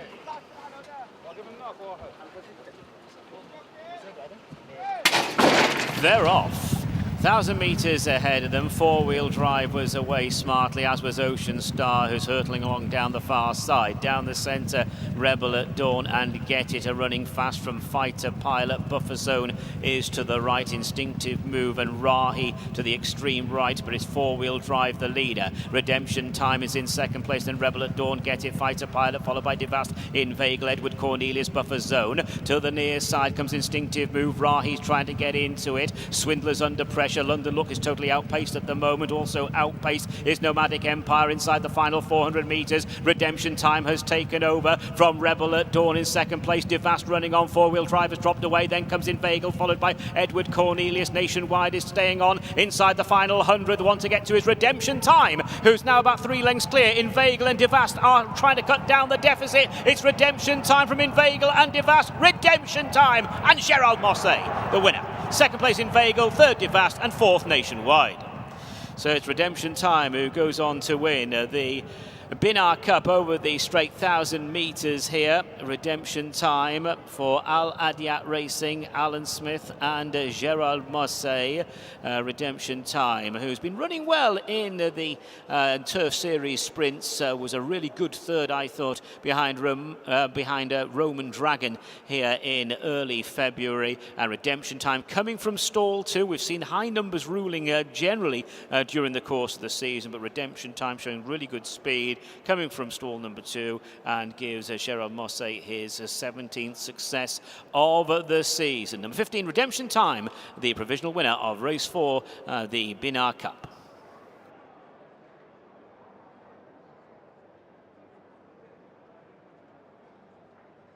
Yeah, it is success for Redemption Time, who, as Darren was saying, drawn in 2, and in fact the first 3, the highest draw of the 3 of them was 9, so single figures digits ruling, and the pace really was over on that far side. Redemption Time, who had that midfield run in the Al Sakir Cup last time, but a good third in the Hawa Cup, part of the Turf Series and a key sprint race. That would have put the horse bang there. That excellent third behind the Raiders. Roman Dragon and Brazen Bolt, they're not about, and he kicked on by this point, had some serious dominance on the field by the 100-metre marker. Redemption Time, bang back to form. And you can see what it meant to the winning rider as well. Bit of a woo as he crossed the line. Over on that far side, Inveigle's run very well indeed, rather in keeping with the consistent runs of late. He was third last time in a position behind Swindler, but a very busy campaign. A horse who hasn't missed much whatsoever. And 10th run since the beginning of December. Clearly not suffering from a busy workload. Inveigle running well, despite being winless this campaign. Devast, you can see why the horse was so popular in the international markets. Runner up to Buffer Zone last time, and was only half a length between the pair. That form's been reversed over a more suitable trip on this occasion. But with the single-digit draws dominating, the pace really concentrating to that far side, the higher drawn numbers not really having a look in, it is the winner of one of our premium races of the day, the BINAA Cup, Redemption Time. An excellent run it was.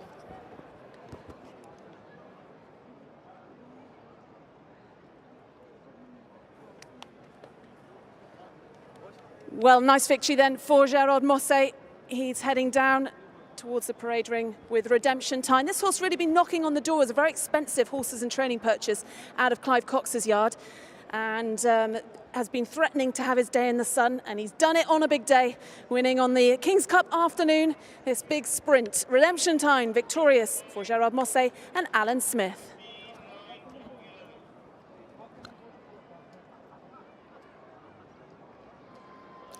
So the result of the fourth race, the BINAA Cup, first was number 15, Redemption Time. Second, number 9, Inveigle. Third, number 2, Duvast. And the fourth horse home was number 11, Nationwide. So that they are the provisional placings for the BINAA Cup. I'll give you the time and the distances shortly. One of the big races of the day is the BINAA Cup, and it's been won by that man, Gerard Mosse. It's another on the afternoon for Alan Smith, the winner coming in the colours of Al Adiyat Racing. It is success for number 15, Redemption Time.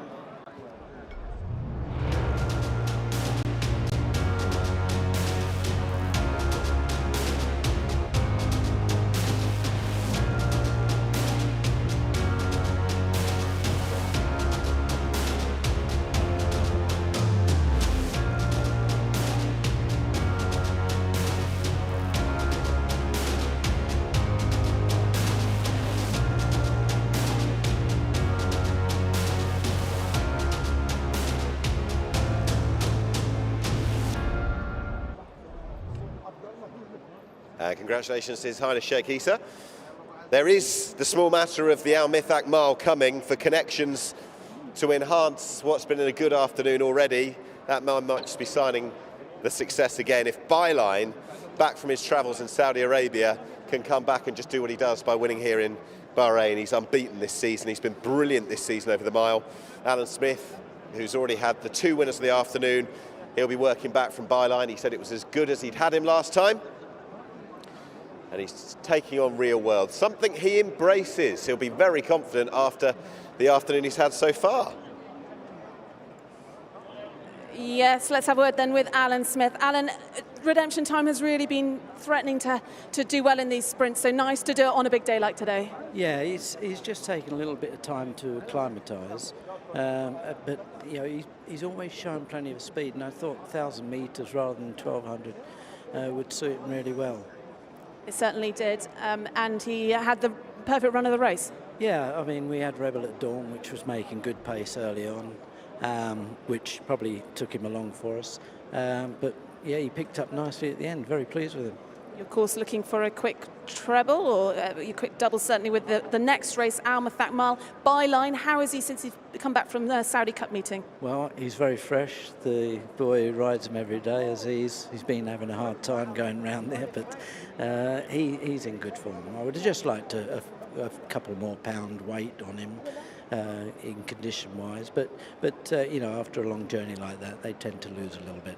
Confidence, though, that he did it last year. He went around on Saudi Cup Day and came back and won this. Yeah, he probably didn't put as much effort into that race as he did this year. But no, he's a good horse, and he, you know, whatever he does, he doesn't owe us anything, you know.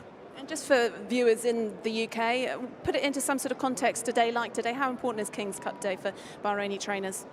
Well, it's like Gold Cup Day at Royal Ascot, really. You know, so it's a very big day, and yeah, I mean, you see the crowds that come out, and the locals, they love their racing. It's just a great day for everyone. Well, it's good to see you in the winners' enclosure this afternoon. 2 victories now. Good luck with Byline in this one. Thank you very much. Thank you. Yeah, he's all smiles. Might be broadening that grin a little bit later on. Byline coming up at 3:15, along with, for the same connections, the parent, who's been running very well, won a match last time, and Pure Dreamer as well. But we can see now the excellent drone shots of how this race was won in a time of 58.98 by Redemption Time, who'd been generally running pretty well. A few starts to go behind Nomadic Empire, then 2 runs back in that good Turf Series race behind Roman Dragon, and perhaps a little less so behind JM Jungle last time, but showing fair pace throughout Redemption Time, has gone and won from stall 2, and it was a single-digit draw benefit. Inveigle coming out of 6, Devast out of 9, and to flesh out the 4 as well, that was Nationwide, who came out of stall number 5. And with that in mind, generally speaking, the inconsistent Inveigle coming in 2nd, Devast likely to run a big race in 3rd, Nationwide last time out, winner back in 4th. It looks like the success of Redemption Time has a fair formful look to it. That was success for Redemption Time in the BINAA Cup. The result of the BINAA Cup race number 4, first number 15, Redemption Time, second number 9, Inveigle, third was number 2, Devast, and the 4th horse home, number 11, Nationwide. 5th was number 14, Rebel at Dawn. The distance is 1 length and half a length. That's 1 length and half a length. And the official time of the winning horse, 58.98. 58.98. Let's join Ali. Well, we heard from trainer Alan Smith on just how big a day this is here in Bahrain for the local trainers. And it's nice now to catch up with Ed Veal, Director of Racing and International Relations here at the Bahrain Turf Club. Ed, just as we come to our final meeting of the season, how would you sum up this season and particularly the Bahrain Turf Series? Yeah, well, it's been a fantastic season. It's a record number of international horses we've had. And today as well, the 7 international runners today, which was a big target for this season to try and grow this day. It's one of our most important events. So to have 7 runners from abroad today, and that concludes 39 runners across the season, which is another record for us. So it just highlights our growth in getting these international horses here. So it's been a fantastic season. And in terms of the Bahrain Turf Series, this is now in its 3rd year. The first season, the international horses couldn't get anywhere near the local trained horses. But this year, it's fair to say that the international ones have dominated. A better calibre of horse have come out and contested these races. Yeah, I know they have. I think they did their homework. They worked out what they needed to do to be a bit more competitive. And you know, we've been very fortunate. 11 winners from outside of Bahrain this year. So it's safe to say they got the hang of things. Brilliant. Thank you very much, Ed. As you can see, the trophy presentation then for our 4th race is about to take place behind us. That is the BINAA Cup. And we welcome up Yusuf Bochiri, representing the sponsors BINAA. He will be presenting the trophy to the winner. And victory then went to Redemption Time. Congratulations to winning trainer Alan Smith, receiving the trophy there. Gerard Mosse riding Redemption Time in the colours of Al Adiyat Racing.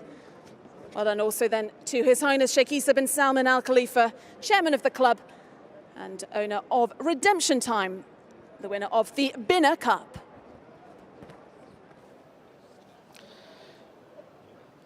One of our feature races comes up, the Al Methak Mile, race number 5. Number 1, last year's winner, Byline, Gerald Mosse. 2, Kula Forest, Abdullah Faisal. 3 is Deep Intrigue, Callum Shepherd. 4, Ecosystem, Alberto Sana. 5 is Gume, Anas Al-Siabi. 6, medal winner, Hussein Asghar. 7 is Memento, Sufyan Sadi. 8, Pure Dreamer, Harry Davis. 9, Real World, Kevin Stott. 10 is Royal Scimitar and Neil Callan. 11, The Parent, Lee Newman. And 12, Wowzers, Hector Crouch. The Al Methak Mile comes up and it features the first 4 from last year's race.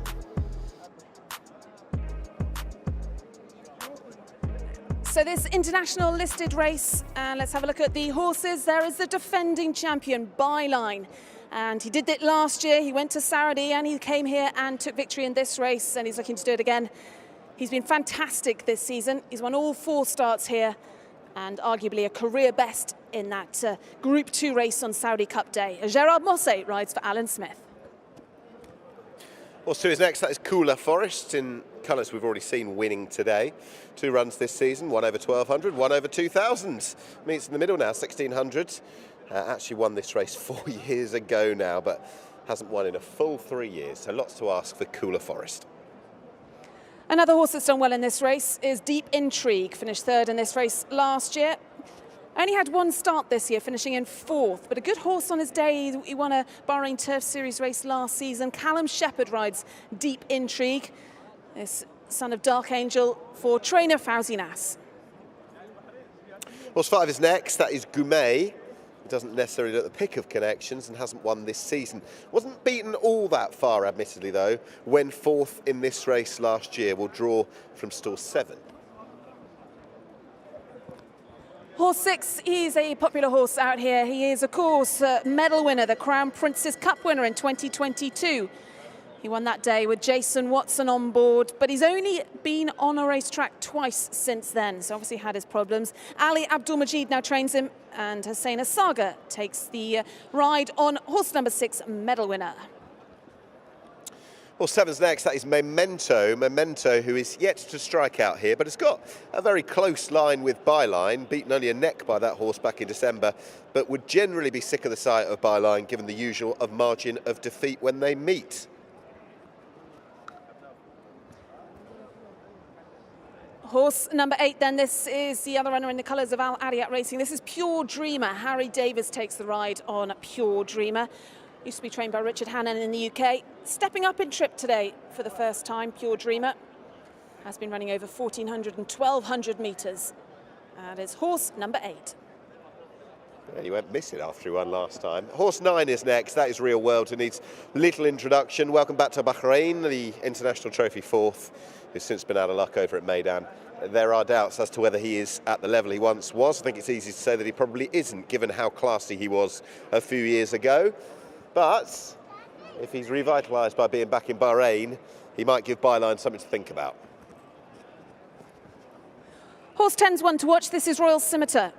This is the mount of Neil Callan in the familiar colours of Al Mohammedia Racing, trained by Fauzi Nas. Won a domestic Grade 1 when we last saw him back mid-February, beating Ecosystem that day. And he is a horse that won very easily, has won very easily previously over this trip. And he's fancied on the international market. That is horse number 10, Royal Scimitar. Horse 11 is the Parent, who completes Alan Smith's runners in the race. Just run out of things by Ecosystem, was second in the Anchorman Cup.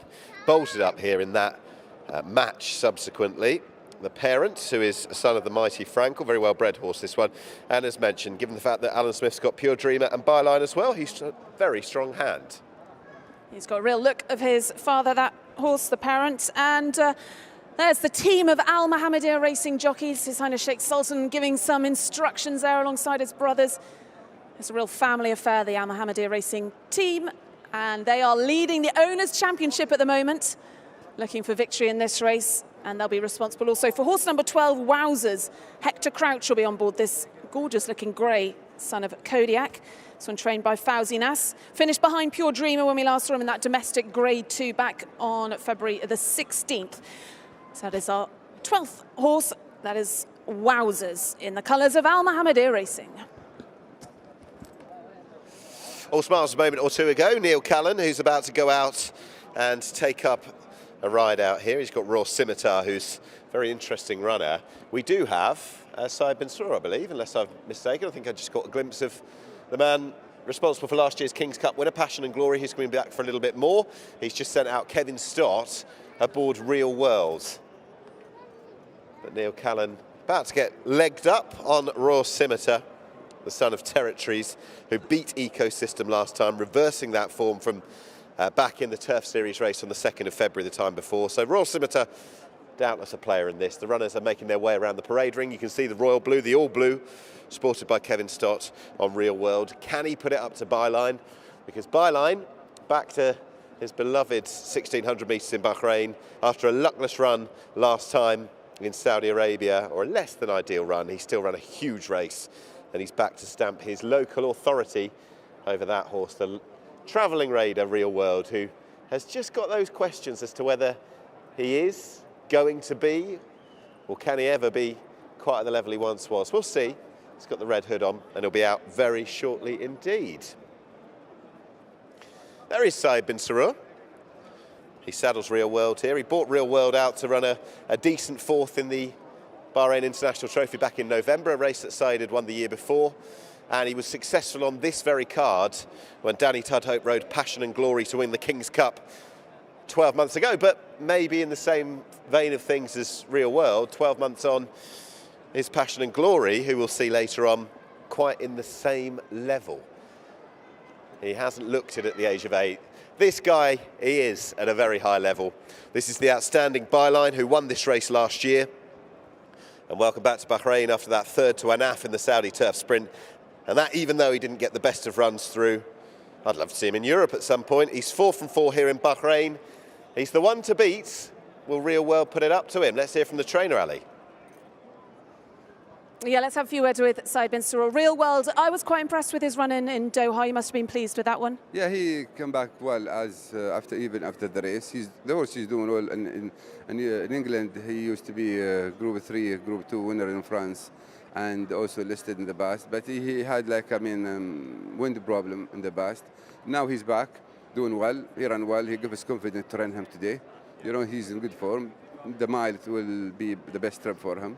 We're looking for a good run from him. You say he used to be very good and he's back to his best. Is he really, truly back to his best? He's doing good. Even last time when he worked last Thursday, as a week ago, he's doing well. Then I have no excuse today for him. And a word on Passion and Glory, is he back to his best? He liked the right-handed track.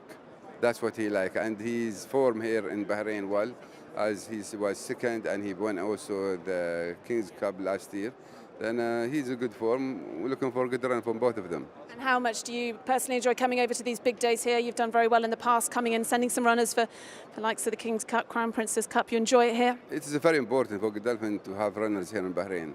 It's important racing for us, and always we try to support Bahrain racing. Well, good luck with Real World and then Passion and Glory. Thank you. Good luck, Said bin Surur. There is Real World, who bids to prove that he is still the real deal, this son of Dark Angel. Remember that rapid ascent back in 2021 and twice in 2022 in the Lockinge and then the Queen Anne. He bumped into the best miler there had been for a while in the form of Baid. If he's a fraction of as good as that, then he should win this, but we'll see. Right, he's just crossed paths with Pure Dreamer, horse number 8, who's one of the 3 for Alan Smith. We know that Byline is the standing dish and the standard bearer, but Pure Dreamer's a good horse. Harry Davis takes up the ride. And actually, they're looking to follow up success from that 1400-metre win here 3 weeks ago. But it wasn't without its fair share of drama. Even though it was an excellent win, the horse then unshipped Harry Davis after the line, jinked and disappeared. And it took an age, I think, to catch him. He went off the track and beyond to eventually somehow come back into the winner's enclosure some 20 minutes on or thereabouts to make it official. The extra distance, that should be a bit of a question, but he's a good horse and he's worthy of his place here, but we'll keep an eye on him because he's obviously got a kink or two about him. Ali? Yeah, well, the international market very much making it a 2-horse race, isn't it? Real World, Byline. Did I sense a bit of confidence behind Said bin Surur there for Real World?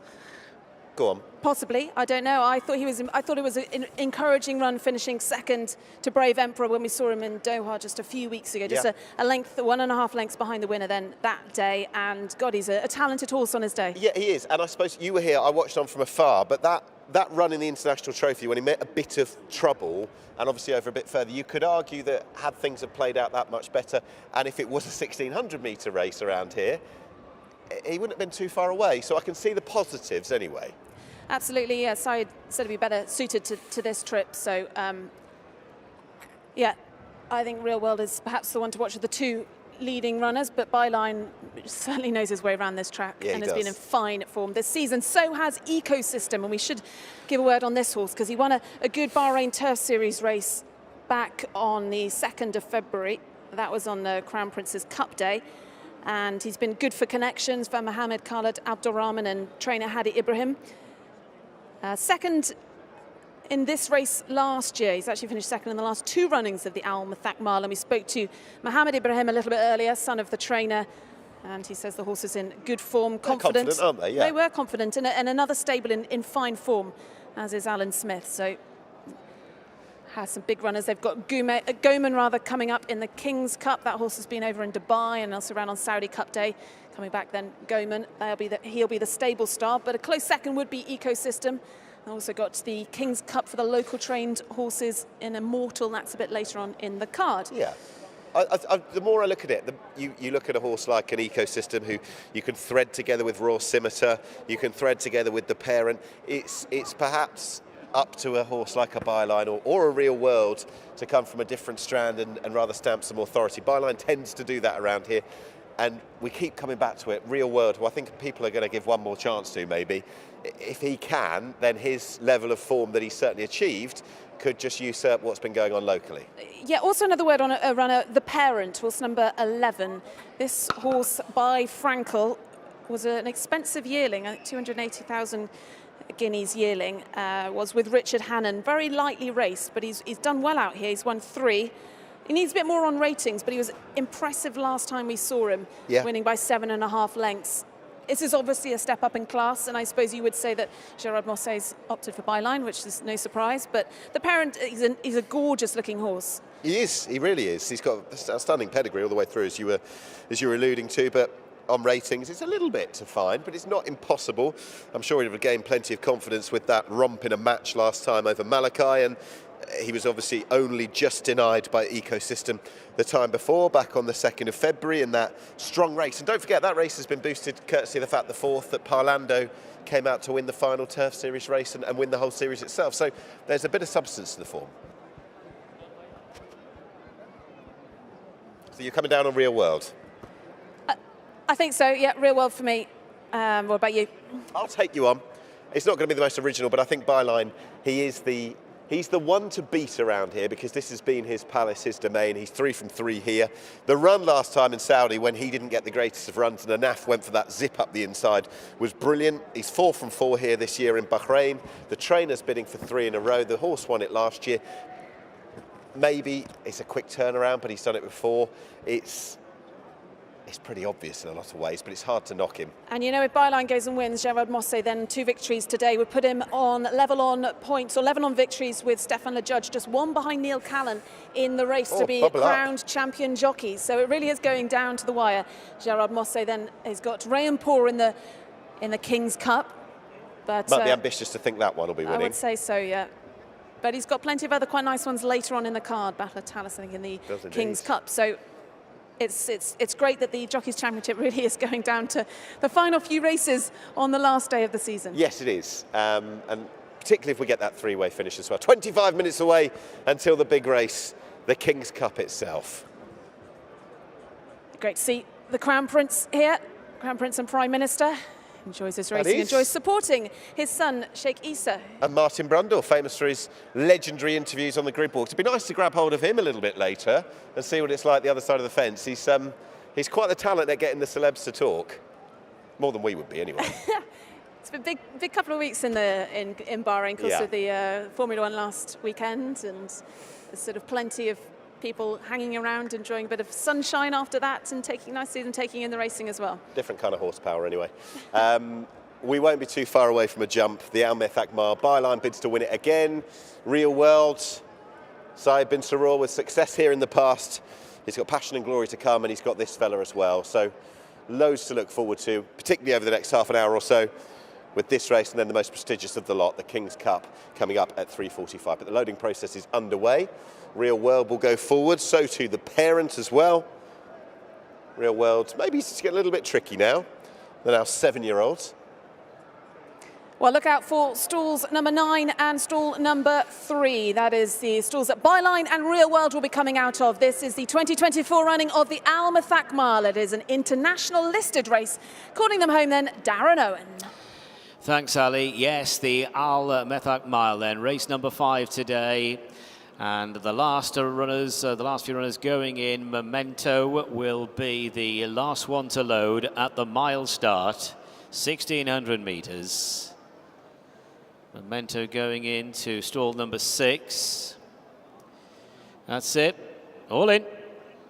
They're off for the Methak Mile.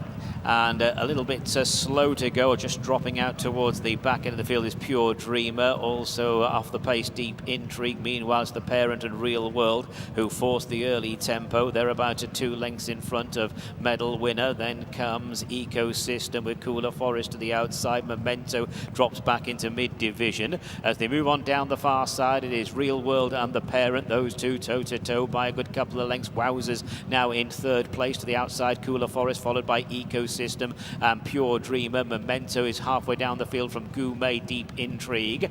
And then comes a Royal Scimitar, who's got a couple behind. Byline is off the pace, and so too is Wowzers, making the run past the halfway marker. And with a break on this field is the parent as they approach the turn in. Real World is holding second place. Wowzers in third. Ecosystem is being pushed along. And then comes Pure Dreamer, Memento, Royal Scimitar, Cooler Forest, Yellow Cap of Gourmet. Byline's got quite a few horses to pass at this stage. They've got 400 left to go, and it is the parent in front, but Real World now steps forward and hits the front. It's Real World moving on from the parent. Wowzers down the outside, and then Pure Dreamer, Memento, Royal Scimitar, Ecosystem. Byline is really struggling to get on terms. 100 metres from home, it's Kevin Stott aboard the Godolphin-owned Real World, and Real World, the Real World, has stepped forward. Real World, the winner. It's close for the places there, with the Wowzers down the outside from Memento right there in the mix, and so too was Pure Dreamer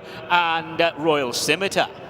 So it is a Real World who takes out the Methak Mile this afternoon in good style. This is a horse who chased home Baid a couple of times in his heyday. He won a Royal Hunt Cup several years ago in 2021, and Real World has taken the money. Number 9, Real World is the winner. Wowzers has got a second place. Memento just taking third position. They are the 1, 2, 3 here in the featured Methak Miles. That's first, number 9, Real World. Second, number 12, Wowzers. And third, number 7, Memento. Yes, Saeed bin Suro's just got off the phone, delighted as well. Well done, Saeed. I know that you were confident, but you got this fella back. He's doing well. I mean, his form in England and in France in the past was good. As Group 2 winner in France, Group 3 listed in England, and last time he ran well also in Doha last time in Qatar. Last week he worked also well. Give us confidence the mile is the best for him. I said to Kevin before the race, I said you have to be to lead. Yeah. That's his way. All his winners when he's the front. He was a bit slow out the stalls. He just needed a little bit of work. Well, that's his way. Yeah. You know, but he, he gave him a good ride. Kevin, he knows the horse well, and that's good. We see him. He's back, and he won the race. And you're back as well. Passion and glory to come to defend his title later. How much do you enjoy the racing here? It's do good. I mean, this is one of the best racing in Europe or in the world. We come here to support Bahrain racing, and everything really doing very good. Important winner for you. Well done. Thank you, sir. There we go. Saeed bin Suro just articulating what we saw and how important it would have been to get that early lead. The parents set the race up for Real World, who was strong travelling at this point, in position A under Kevin Stott. Didn't lead, but just led the peloton, if you will, behind the parent, and was there in position A to go and quicken up and win. Quite whether he'll ever recapture that form of when he was a brilliant second to Baid in the Lockinge and in the Queen Anne of a couple of years ago, and of course how brilliant he was in going through the ranks in 2021. Well, that doesn't matter for today because he's won an important race out here. He'd run a good race here in the International Trophy in November. Not a bad run whatsoever in Doha. Those runs either side of a winless passage out at Meydan. But that's the all-important thing. Real World is back into the winner's enclosure. Good ride with Kevin Stott. Let's have a word with winning jockey then, Kevin Stott. Kevin, he's a bit slow out the stalls, but he must have given you some feel towards the end. Yeah, I think the older he's getting, the wiser he's getting, and yeah, he's just obviously needing that blind in the stalls and makes him just jump a little bit slow. But luckily enough, had a good draw and we got a good position. He was obviously the best horse in the race. So yeah, it was nice to get his head front again. But proving he's back, showing some of his old talent. Yeah, he's obviously a Group 2 winner, and it's nice to see him back winning. Important for you to tick off another country, get victory here after what was perhaps not such a successful trip last time. Yeah, it's always nice to ride in these countries, and I'm very grateful for His Highness Sheikh Mohammed to give me the opportunity, and for Saeed as well. He's been a big supporter of mine since I was an apprentice, and it's nice to reward him with these winners. Yeah. Well, enjoy the reception you're going to receive. As you can see, the young kids there wanting your goggles, so well done then to Kevin Stott, victorious on Real World in the listed Methak Mile. Yeah, you got the feeling of what it meant from the trainer. Well done, Kevin Stott, as well, who was having his first rides out here just a few weeks ago, but already he's conquered one of the biggest races, the Methak Mile. Does so for Saeed bin Sarur, who's walking back in, his star horse in the colours of Godolphin, the winner of the Methak Mile of 2024. He's back. It's Real World.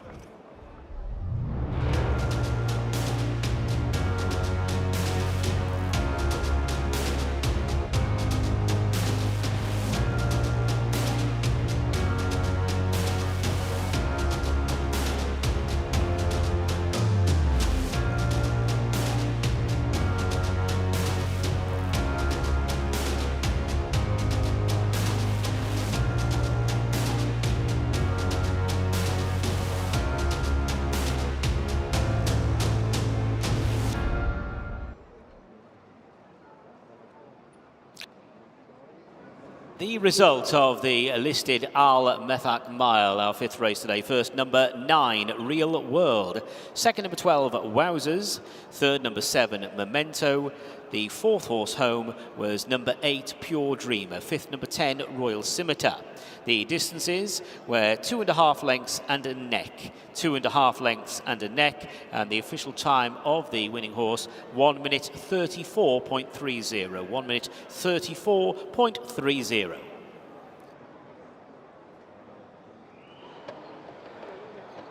There is Kevin Stott signing away.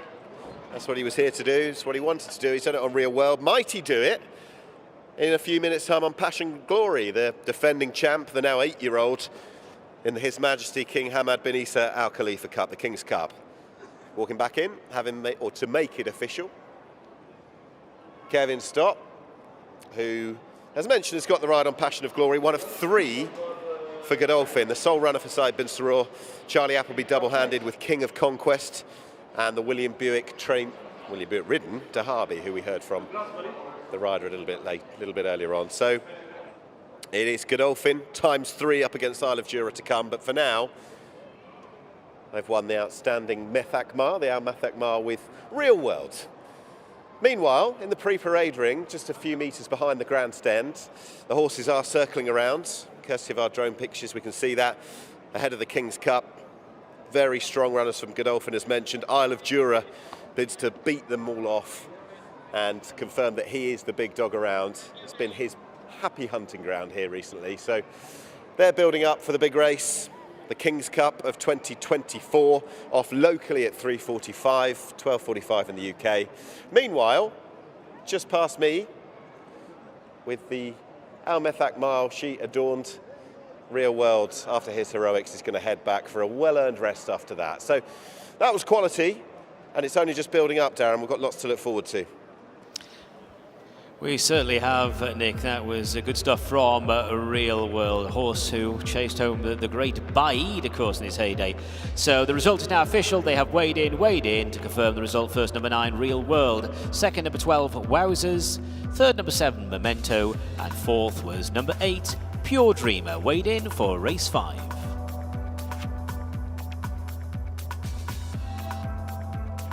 And here is how the race was won. You can see he was ultra confident going on to this long home stretch. Kevin Stott, he had the parent in sight.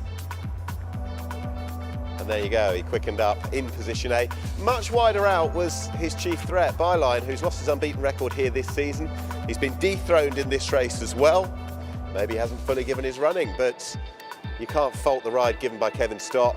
Raced up into the lead from the very beginning, or to take a lead in the end. He looked a little reluctant to do so, but he was anything but reluctant in the closing stages, Ali, as he's gone on to surge and win for the first time in quite a while now. And comfortable at that. And Kevin got the rail there, which I think helped, and obviously Byline had to go very wide under Gerard Mosse, and Real World just need to show some of the talent that he's shown previously to win this race, I think. I mean, obviously Byline is a very good horse and has got home advantage. We know that he does very well here, but lovely to see Real World back somewhere towards his best. Yeah.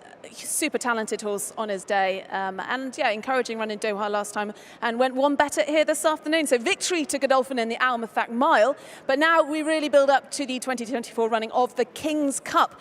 This year's race worth $200,000 US, more money than ever before and more international interest than ever before. Of course, we've got the 3 Godolphin runners, headed by Derby. It will be the man of William Buick for Charlie Appleby. He's also got King of Conquest. And last year's winner, Passion and Glory for Said bin Suroor. But the horse that they really have to beat is Isle of Jura, who has been fantastic here this season. He came out to run in the Bahrain Turf Series as a handicapper, but he's progressed right through to pattern races. He won the listed Crown Prince's Cup here 3 weeks or so ago, and followed that up in the His Highness Sheikh Nasser Cup. So going for the unofficial Triple Crown here this afternoon, Isle of Jura. So you are very much leading the fan club when it comes to Isle of Jura, aren't you, Nick? As I said, initially, it was just me and me only, or there weren't too many of us, but I think it's growing all the while. I know that our commentator, Darren Owen's a big fan of Isle of Jura. He's a huge horse, a big presence, well-bred, formerly with Godolphin, and he's just risen through the ranks. Yes, there was that defeat to Lucanda, but just look at this 3 weeks ago. That outstanding success in the Sheikh Nasser bin Hamad Al Khalifa Cup. Callum Shepherd's almost so nonchalant. confident. Well, he was, just so given the way that he confident. was able to look left, look right. Nothing was coming from in behind. There was that sort of sub-story, can Lucanda reverse the form? Well, the answer was pretty emphatic. And what was impressive about this was the horse was stepping up and tripped that time for the first time, and he appeared to do it very comfortably. He's stepping up again today. Just the extra furlong. That was that's very much seen as a trial for today's race, the King's Cup, which is run over 1.5 miles. That was a 1.3 miles. So he appeared to do that with relative ease, the step up and trip, win the race with relative ease, that's for sure.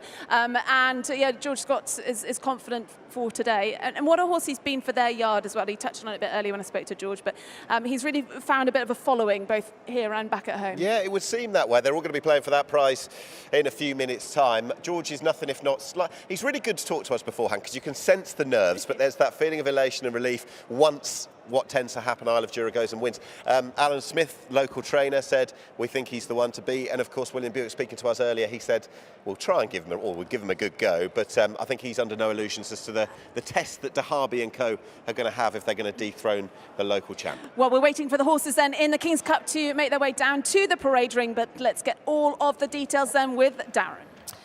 Thanks, Ali, for this very strong international listed race, the King's Cup of 2024. Let's have a look at the full field. Number 1 for Godolphin, Safi Osborne aboard, King of Conquest. Safi's having a really good time in the Middle East at the moment. King of Conquest, winner of the Anchorman Cup last year. Number 2, the reigning champion, the reigning King's Cup champion, Passion and Glory, Kevin Stott in the saddle. Number 3, it's been his season, Isle of Jura. This will really cap a memorable season. Callum Shepherd in the saddle. William Buick is looking for his first Bahraini success. He's aboard Derby, number 4 for Charlie Appleby and Godolphin. 5 is Goman, winner earlier on in the winter. Goman partnered by Alberto Sanna. Number 6, Lucanda's no stranger to the scene out here in Bahrain. Hector Crouch is aboard Lucanda, the only horse to have lowered the colours of Isle of Jura this season. Number 7 is Rayon Pour, and Harry Davis takes the ride, a course and distance winner. 8, Roller Jam, and Stefan Lajage won a couple of times earlier on in the winter. Number 10 is Panning for Gold, a recent runner-up, Panning for Gold, Neil Callan in the saddle, winner over 2,000 metres here this season. And 11 is Sovereign Spirit, Sufyan Sadi. Sovereign Spirit comes into this at the top of his game, having won at the track a week ago. A stellar lineup for this very strong listed contest. It is the 2024 King's Cup. Let's join our Brains Trust, Nick and Ali, in the paddock. So this is the 10th running of the King's Cup and 10 runners in this year's renewal. Let's have a look at them. This is horse number 1. This is King of Conquest. He'll be ridden today by Safi Osborne. He's looking to follow up on her victories in Dubai and in Doha with victory here today. King of Conquest won a Bahrain Turf Series race last season. That was over 1,800 metres. Significant step up in trip, but he's done it in heavy conditions in November over this distance. He carries the penalty. King of Conquest is your horse number 1. Horse 4 is next. That is Dahabi, who is the mount of William Buick, this half-brother to Golden Horn, who won first up at Meydan back in December and finished fourth to stablemate Tuscany in the Al-Khail Trophy there over 2800. So bringing him back in trip for what can be a keen horse is no bad thing. He's a very lightly raced 6-year-old, and it's a statement that Buick picks this one over King of Conquest. Horse number 5, this is Goman, who will be representing the home team, trained by Hadi Ibrahim. Alberta Sana will be riding him. He's owned by Mohammed Khaled Abdulrahman. And Goman has been fantastic this season. He's been over in Dubai. He ran in a good 6 in a Group 2 over in Meydan, and he finished 5th on Saudi Cup Day just recently. An improved horse this year, but he has to prove himself over this distance. Finished 8th in this race last year. That is horse number 5, Goman. Horse 11 is next. That is Sovereign Spirit, who gained a first win out here last time over Panning for Gold. And going back up in trips this distance for the first time actually in a while since the days in the UK. He's a horse who stays well. It was a good win last time. Sovereign Spirit winning the Bahrain Cup on his latest run. He's wearing the red hood. And there is George Baker, the trainer of Lucanda, who's been a star here for the last couple of seasons. George Baker's had 7 runners based out here over the last few months, and he's kept Lucanda out here, an extended stay for him to take in this big race. And this is horse number 7, Rayanpur, for Alan Smith. Harry Davis takes the ride on Rayanpur. He's a multiple winner out here, finished 5th last time out behind Isle of Jura. He's going to need more today, although he did win a good handicap on Bahrain International Trophy Day. And he's an old favourite. Rayanpur is horse number 7. This is horse number 7 now. We've done 7. That is Rayanpur, who we've talked about. Rayanpur might be just be a bit of a step too much to expect this horse to win it, but does tend to run in this race fairly frequently. In fact, this will be a 4th consecutive run. So we're just trying to hone in on others that we wouldn't have shown you. Horse 10, Panning for Gold, going in front of us now. You can see just how busy the parade ring is ahead of this race. Plenty of dignitaries, plenty of royalty here. Crown Prince, Prime Minister here. And of course, we've also got His Highness Sheikh Nasser, owner of Isle of Jura. His Highness Sheikh Khaled, of KHK Racing. So plenty of representatives from the royal family here this afternoon. It is a big day, King's Cup Day. And their horse number 6 for you. That is 6, that is Lucanda. Lucanda, who in the individual battle with Isle of Jura, I think as a contest that one had been over 3-1 this season in the direction of Isle of Jura, but Lucanda has been a star for George Baker out here. I wonder if they'll look to test Isle of Jura a little bit more from a stamina perspective, but we'll see. It hasn't been a Bahrain season over the last couple of years or so without the presence of Lucanda. William Buick and Safi Osborne, the 2 jockeys for Charlie Appleby. William Buick's been over to ride on these big days a number of times, yet to have a win here though. Will this be his day? He's riding Dahabi, a very talented or very good-looking, expensive son of Frankel Dahabi, and comes here as certainly one of the fancied runners according to the international market. Buick on Dahabi and Safi Osborne on King of Conquest. And there is the 3rd Godolphin runner, Passion and Glory. Yeah, the champ. Is he as good as he was? Well, half an hour ago I was asking that question about Real World, and Saeed bin Surah had other ideas. That horse was emphatic. So Passion and Glory, doubt him at your peril. He did win this last year. He had an excellent second in last season's Bahrain International Trophy. He's been a little bit out of things this season. Didn't give his running perhaps in Doha. Didn't give his running behind Isle of Jura in the Crown Prince's Cup. But based on last year, if he can return to that form, he's going to be a big factor in this race. There's jockey Stefan LeJudge. He'll be getting on board horse number 8, Roller Jam. Roller Jam's won a couple of handicaps here at the end of last year. Ran well in a conditions event in January, but needs to improve on ratings. But Stefan LeJudge, they're getting some instructions from trainer Fauzi Nas. Fauzi has won this race, this King's Cup for imported horses, 4 times in the previous 9 years. And you can see there also His Highness Sheikh Nasser chatting to Callum Shepherd. as they are discussing the running plans for Isle of Jura. Can he do it? Can he win the Triple Crown here this afternoon? Well, if he's as confident with a double handful 400 metres out as he was last time, the rest of them are all playing for places. He's always on the go, is Callum. He'll be riding in the UK tomorrow. He was winning at Lingfield yesterday. Just a quick trip to Bahrain in between to try and win a huge prize. But I know exactly what this horse means to him. Ditto George Scott as well. He'll have planned this out, mapped this out in his head. The Godolphin horses lay in wait, but Isle of Jura looks to stamp his class locally. So just a couple more runners then making their way down, and you can see a horse at the back there with the red hood. That is Isle of Jura, being led up by Rosie Jessup, who was who's supplying a trade jockey out here, but she's been riding Isle of Jura out in the mornings, and they've got a really good bond, those two, and she's leading him up today. And Cheryl Powell also integral to the team, to the George Scott team. But I know that how much Isle of Jura means to Rosie. I'm sure she'll be feeling the nerves right now. Isle of Jura following in horse number 8. Roller Jam also running in the victorious colours. But there he is. He's a huge horse, isn't he, Nick? He is. I mean, it made to look bigger because Rosie's not the tallest either. But yeah, he's a real rangy horse. And when he just seems to get into that top gear, and it's got a lovely long home straight here, and he comes around the final turn, gets into top gear, and he's difficult to reel in. I think the finest compliment in a lot of ways was paid by George Baker when tasked with, well, the question was posed about last time going into the race, can Lucander make it 2-2 in the series? His view before was that it was going to be extremely tough. He'd love to take this horse home, but he said after the race, that horse is a machine, that horse is a monster. And I think when you get up close and personal to him and see the size of this fella, you can see exactly where they're coming from. But to match his size, he's also got a big level of ability as well. Hopefully we're not completely building him up to a bit of a fall, but 4 connections for horses and for trainers who are representing these colours, this ownership. This is what this race, working back from this race, is all about. The dream was going into this race. Everything so far has been a step-by-step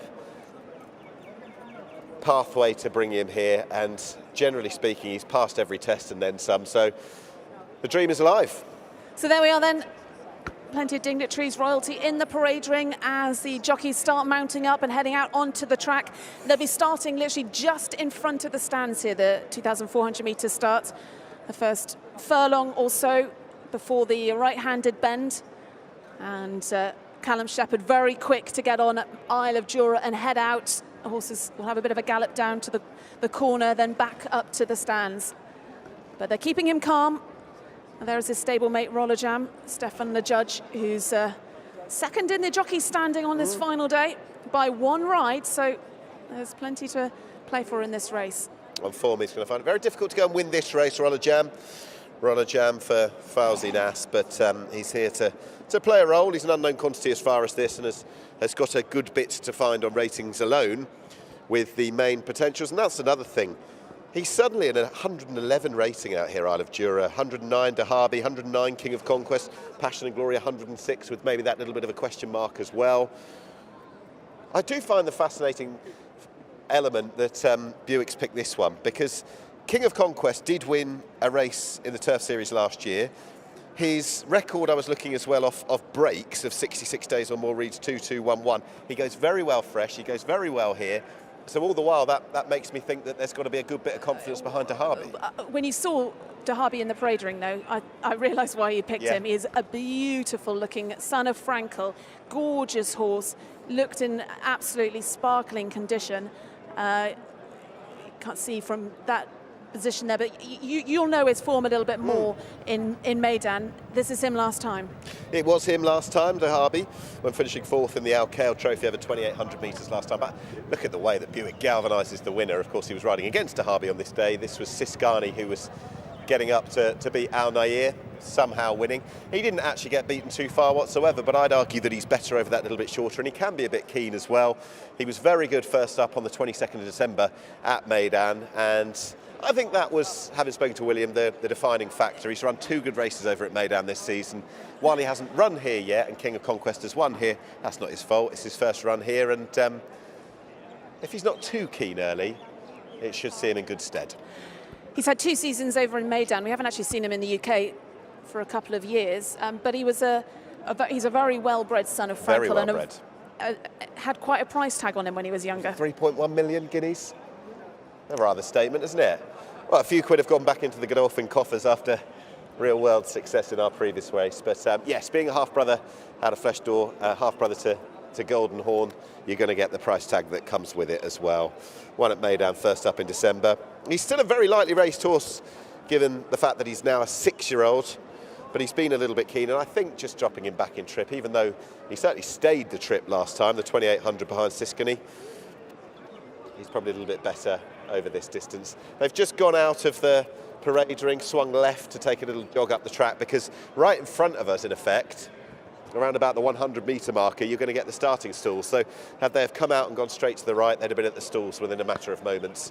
King of Conquest goes past us. Safi Osborne, a word on her, because I know that she was a little under the weather on Saturday, had to be stood down from Super Saturday at Meydan. Great to see her here, had a quick word with her earlier.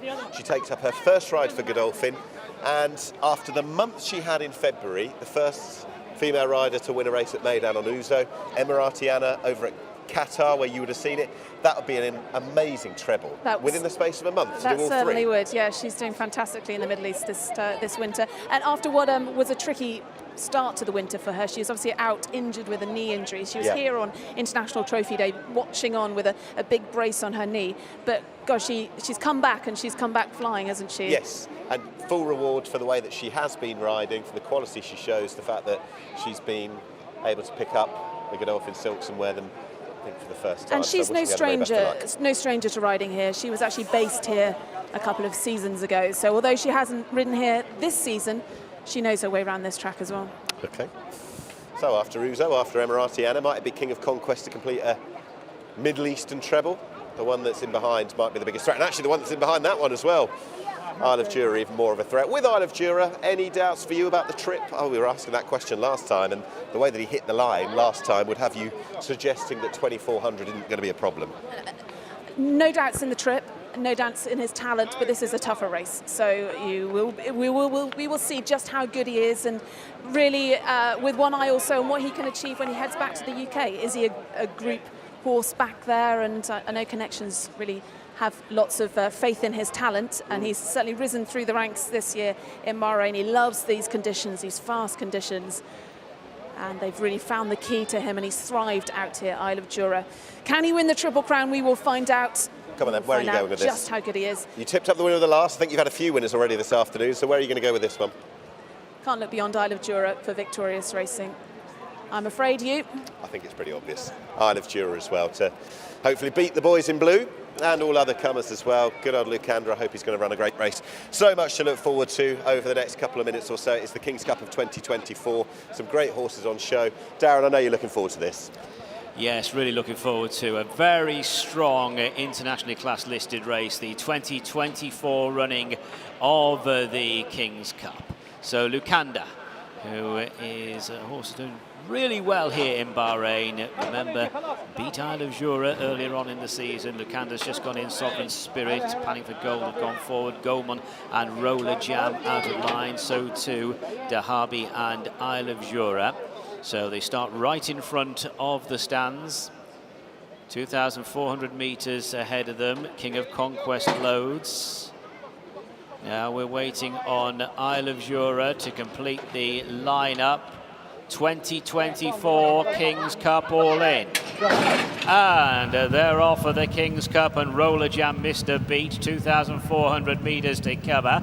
Dahabi began well, as did the other Godolphin runners. Passion and Glory breaks the line as they go into that first turn. To the outside of Passion and Glory is Dahabi, to the inner King of Conquest, followed by Sovereign Spirit. After a shoddy start, Roller Jam is on the premises because the pace isn't particularly strong. Lucanda is rather keen in mid-division. Isle of Jura's got a position 3 wide around the first bend. Further back to Panning for Gold. Goldman is second last, and Rayon Paw is last of all as they bob along the side of the track. So now Roller Jam has hit the front. Roller Jam moves on, forces the pace, and has gone clear by some 8 lengths. Passion and Glory is holding second, Sovereign Spirit in third position, followed by Dahabi, who's up along the inside, blue colours. Going forward now, Isle of Jura panning for gold, followed by King of Conquest, less than a mile to go. Goman, Lucanda and Rayampur are the last 3. They go on down the far side. You've got to have eyes everywhere because you've got the clear leader. That is Roller Jam, who's now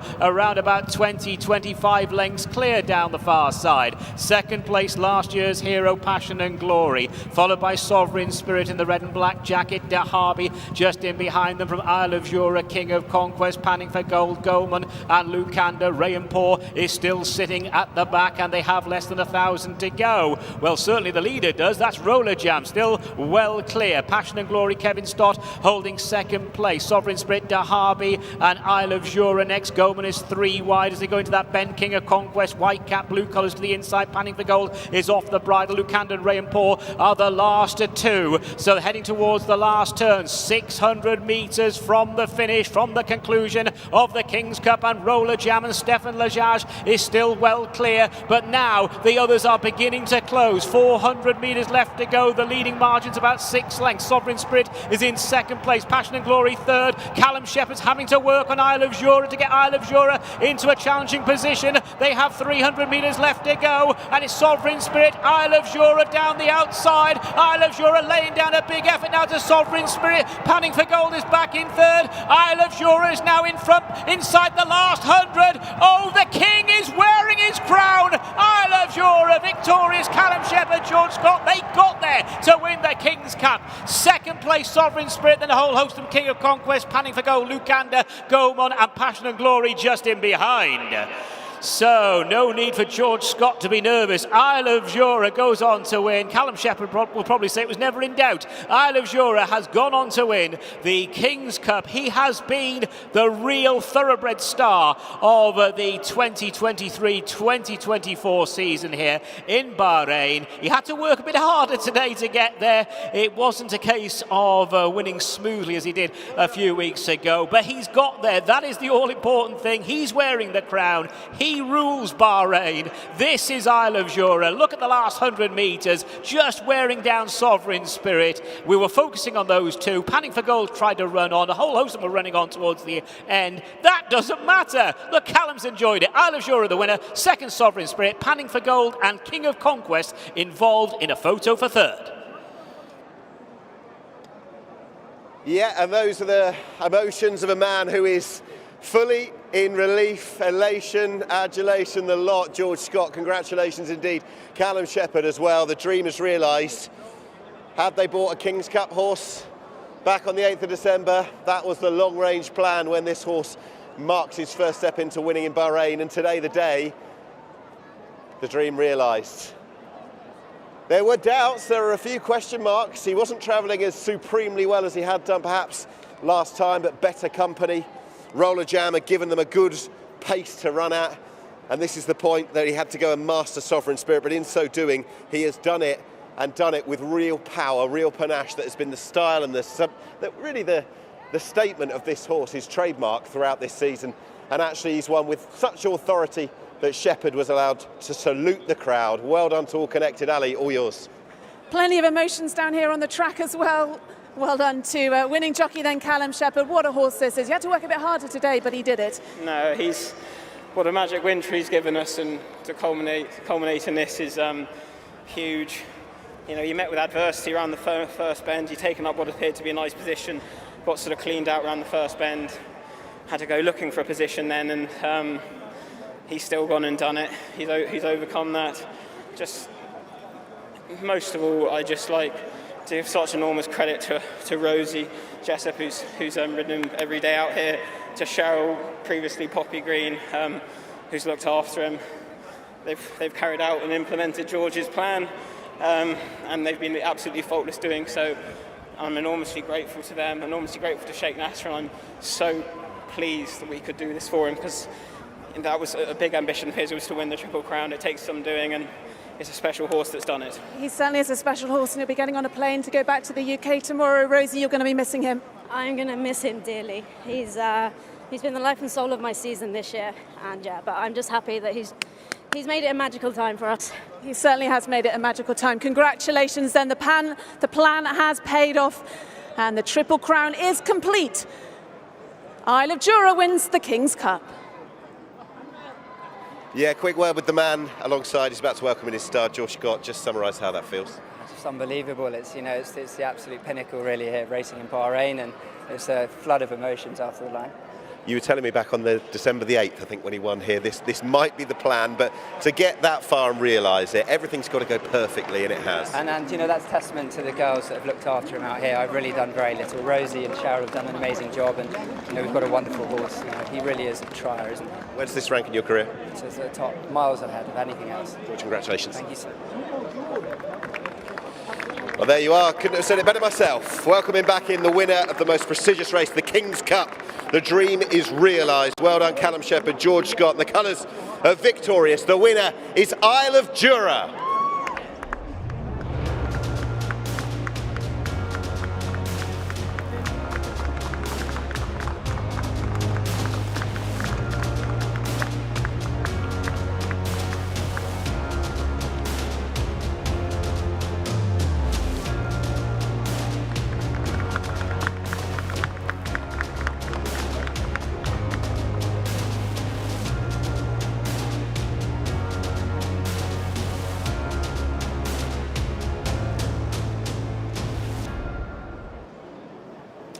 The result of the 2024 King's Cup. First, number 3, Isle of Jura. Second, at number 11, Sovereign Spirit. Third was number 10, Panning for Gold. And fourth, number 1, King of Conquest. For the record, the fifth horse home was number 6, Lucanda.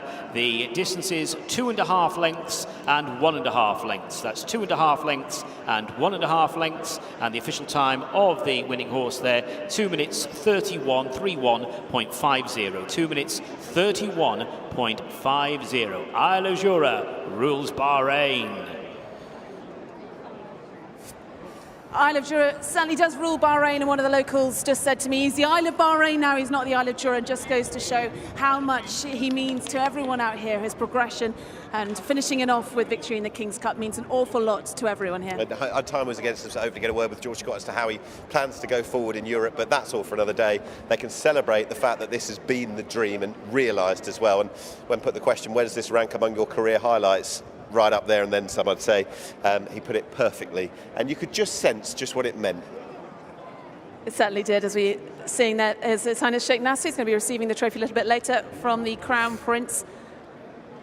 And there is the horse. Rosie Jessup has been looking after him, riding him out every morning alongside Cheryl Powell since mid-December when he came out here for the Bahrain Turf Series, but he has certainly progressed out of handicap company now, and I know just how much that horse means to Rosie. So brilliant that the plan paid off here this afternoon. And it's been a great few races we've just been witnessing. I've seen the Methak Mile. Nice to see Real World showing some of the talent that he's shown in previous years as well. Absolutely. Sadly, time is against us. Just to, well, enjoy this moment. Well done to all connected with Real World, and indeed, of course, the big horse, Isle of Jura. And that is the season complete here in Bahrain. Thanks for watching, and we look forward to seeing you again in November. Bye-bye.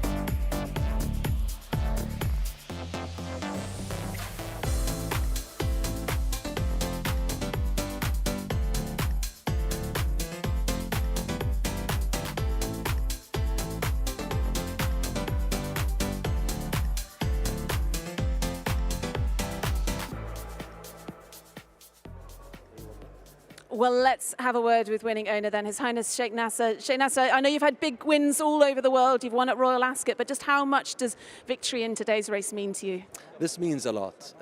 His Majesty's King's Cup is huge. Is a race that we look for throughout the whole season in Bahrain.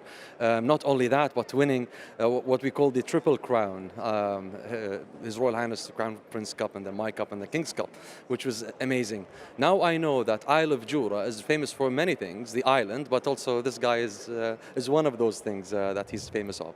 He certainly is. And what a horse he's been. When you first purchased him alongside George, was it last summer, did you ever dream that he would be good enough to take a race like this? You know what? So many people were against the idea. Why do we buy a handicapper in the beginning of the season with the same amount we'll buy a 2-year-old from the breeze-ups? But I insisted, as well as George insisted, let's go for it. Let's have some fun with this horse. And then we started to explore the horse and then push him further and further. And then each time he exceeds his goals, and you know, he's been a superstar.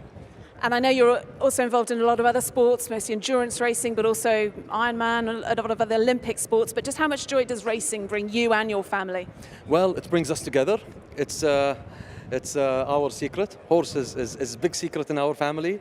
The love of horses with myself and His Majesty the King, Sheikh Mohammed bin Rashid. You have a product in here right in front of you. Well, it's great that you're doing it here alongside your family. Well done. Congratulations. Thank you very much.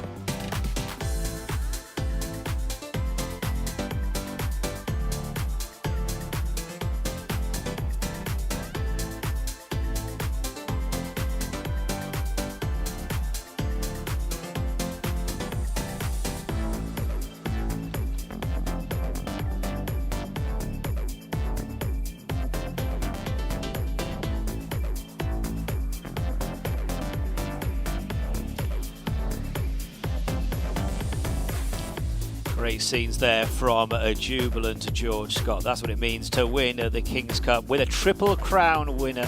The real hero of the Bahrain season, Isle of Jura. So the weighed-in is now given. The results is official. First, number 3, Isle of Jura. Second, number 11, Sovereign Spirit. Third, number 10, Panning for Gold. And fourth was number 1, King of Conquest. Isle of Jura, the winner of the King's Cup, the Triple Crown, the horse of the season here in Bahrain. It's been a wonderful story of watching Isle of Jura progress through the season, winning all those top races on Racing TV.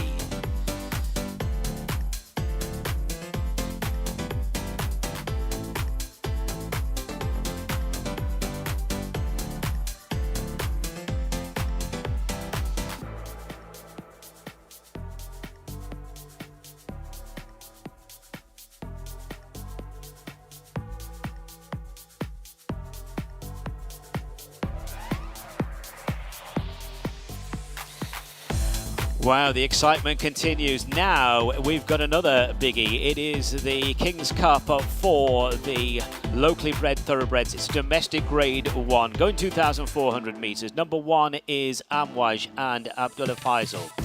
2, Battle of Talas and Gerald Mosse. 3, Epic, Stefan Lajaj aboard, last year's winner. Number 4, Immortal, Alberto Sanna. Number 5, Living Art and Callum Shepherd. 6 is Midhal. Midhal partnered by Abdul Rahim Jassim. 7, Mudalal and Neil Callan. 8, Sinjar, Andrew Elliott. 9, Tharb and Hussein Maki. 10, Al Nada and Hassan Ali is aboard. 11, George Ibrahim Nada. 12, Hadar Hector Crouch. And 13, Manama Girl and Sufyan Sadi. The King's Cup for the locally bred thoroughbreds is coming up. This is domestic grade 1 action. So here we are then, the runners for the local King's Cup in the parade ring. This, the one that all the local trainers want to win, hugely prestigious. Started here when the racecourse opened back in the 70s, so very historic race. And local trainer Fauzi Nas has won the last 4 runnings of the King's Cup. Let's have a look at the horses then. In your picture there, that is horse number 1, Amwaj, who's one of a number in this race for trainer Hadi Ibrahim, and one of a couple in the race for owner Mohammed Khalid Abdur Rahman. Abdullah Faisal rides Amwaj, finished 7th in the Crown Prince's Cup. I like this horse. This is Battle of Talas. Doesn't win all that often, but he seldom runs a bad race. Gerard Mosse on for Alan Smith. He's a solid horse. In fact, finished 4th behind Epic in this very race last year. Battle of Talas, runner-up to the talented Mudalal last time, who was just too strong. And there is the defending champion Epic. Now, he went on from winning the Derby back in 2022. He won this last year. He was 2nd in the Crown Prince's Cup, but he really needs to return to that kind of form. He's been finishing down the field in his recent graded runs. Stefan Lajaj takes the ride for Fauzi Nas. That is horse number 3, Epic. Horse 4 follows on. That is Immortal. Good winner last time. Extra distance though today, but he did hit the line good and strong and got back into winner's enclosure for the first time this season. I think that's good form as well. Mudalal stepped forward from in behind to go and win next time, and of course stands in opposition today. So that is number 4, Immortal. The Crown Prince's Cup winner, Immortal. And following him in the parade ring, that is horse number 8. That is Sinjar for Abdullah Kuwaiti. Andrew Elliott finished well down the field behind Mudalal in the domestic grade 1 when we last saw him. Got plenty to find here this afternoon. That is horse 8, Sinjar. Horse 9 follows on. That is Tharb. Tharb with Hussein Maki on boards, and it's been running okay. In fact, not out of the first 3 this season in now 7 races. For all that this is going to require that bit more, you would think, for sure.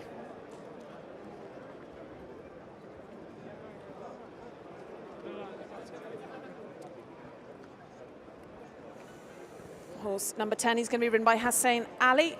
Lovely looking grey in the field. This is Al Nada. Nada Al-Jazmi trains this and really has a tough task according to the ratings in today's race.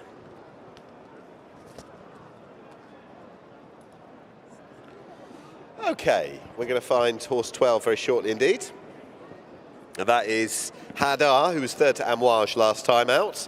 Won an 1,800 metre handicap the time before and finished 2nd to the runaway winner Hercules in the Derby the time before. Hadar, one of the 4-year-olds. Form needs boosting, but maybe open to that bit more.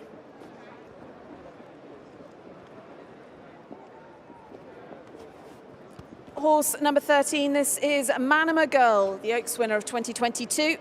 Back to somewhat near her best when winning back end of last year, and a little bit disappointing in her more recent runs, but on her day, Manama Girl is very, very good. A 5-time career winner. Sufain Sadi rides this for Jabba Ramadan. Okay, let's find this fella.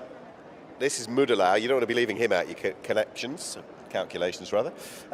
Good horse, another big chance I'd say. Good winner here over 2,200 metres last time, stepping forwards and reverse, going on to step forward from that 4th to Immortal from the time before. I'd be inclined to think he didn't give his running to best effect the time before, but he's still a very big player in this race, Mudalau, and I'm sure for many he'd be the one to beat.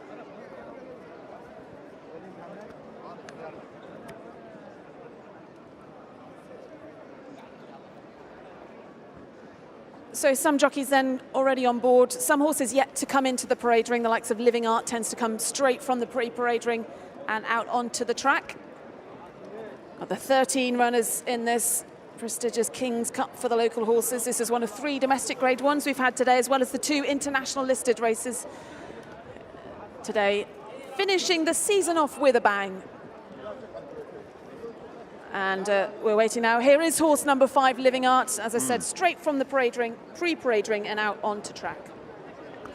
George Scott and his team alongside, they're watching, huddled around a phone. I assume they're watching the outstanding footage of his celebrations. We did pick him out. I think he wanted to remain a little bit inconspicuous, but no doubt with our intrepid cameras. Callum Shepherd then on board Living Art. No rest for him. As Living Art decides he wants to come back into the parade ring. And he's heading down. Again, the stalls right in front of the stands. You can see them there. So if you've got a horse that's not too keen to go down to the start, no, he's going to be on fine form later, Callum. He tends to let his hair down after the big races, and I'm sure today will be no exception. Richly deserved it will be. This is George, gorgeous George coming down, horse number 11. Who has got plenty to find on form and on the ratings as well. A horse who's yet to win a race, and it will be too tough an ask, you imagine, for that to change today. A horse who's just going straight out onto the track. So the final horse then to have a look at, this is horse number 6, Midal. Midal, arguably a career best when finishing second in the Crown Prince's Cup. Really good run there. Abdul Rahim Jassim rides for Abdullah Kuwaiti and finished second, as I said, in the Crown Prince's Cup behind Immortal, a length and 3/4. So if he shows some of that form, then he'll certainly be in the mix here this afternoon. That is Midal, horse number 6.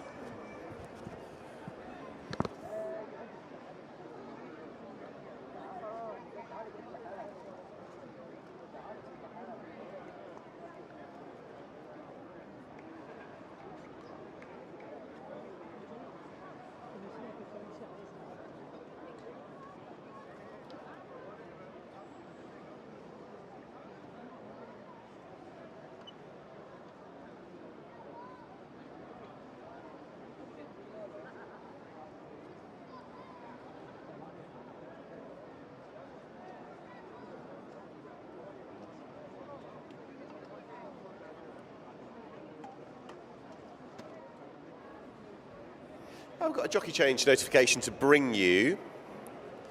Gather that Hector Crouch will not be riding. His intended mount in this race, Hadar, horse number 12. Anas Al-Siabi is going to get aboard. These are live shots of the horse from the pre-parade ring coming across. Rider getting aboard. Hopefully all okay with Hector. And Hadar, who's got that 3 lengths turnaround with Amouage from last time. It's going to be one of the last to head out onto the track. Identical to what we had in our previous race, the 2,400 metre start. So you only have to glance 100 metres down the track from the winning line to find the starting stalls, the majority of which, the exception of Hadar, the runners are behind. And the loading process, hopefully, will commence very shortly indeed. Meanwhile, Hadar has just entered the parade ring proper. And he won't be going round, of course. He's going to go straight out onto the track and hopefully join up with the others post-haste under the jockey change as well. Anas Al-Siabi now takes the ride aboard this horse, Hadar, in place of Hector Crouch. There are a few of these that really are going to struggle on what they've achieved, but not so the likes of an Amouage, Epic, last year's winner, Immortal, who's been running very well indeed, winner last time, and he bids to confirm form with Mudalau, who has beaten Immortal in recent times, but Mudalau, if running to the level of his defeat of Battle of Talas here some 3 weeks ago, is going to be an extremely tough nut to crack. And I think it probably boils down to a few of those that I've mentioned. Midhal certainly wouldn't be without a chance. finishing second to Immortal to the tune of a length and 3/4 over the 2,000 metres last time. And a few of these, if running to their recent best, are going to be vying for that big prize money as well at the end of this.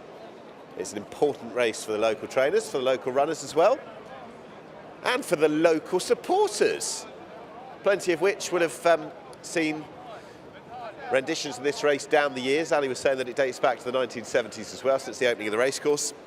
There's 10, that is Al Nada, who on ratings and on form shouldn't be winning this.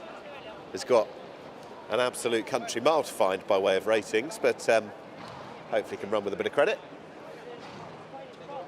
Firming up their selections, last-minute thoughts. And they'd have enjoyed an extremely good afternoon of action. An inspired call for the King's Cup it was a few minutes ago. I know Darren Owen was hoping for that Isle of Jura victory, and it played out before his very eyes. Oh, the excitement continues. So this is the big race for the locally bred thoroughbreds. It is the King's Cup over 2,400 metres. And the runners then moving up into the starting stalls. Amouage is the latest one to load. So we've got the first few in place. That jockey change then, Anas Al-Siabi aboard Hadar. Battle of Talas is about to move into place.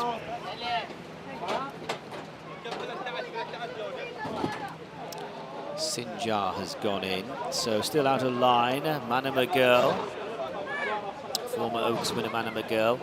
Epic won this race last year, former Derby winner Epic. Drawn to the far running rail and moving into place is Living Art. Al Nada goes in, and Manama Girl will be the last one. The King's Cup for the locally bred thoroughbreds, domestic grade 1 action, and they're off. Hadar was the slowest one to go. Sinjar began well. Breaking the line is Tharb down the centre as they go into that first turn.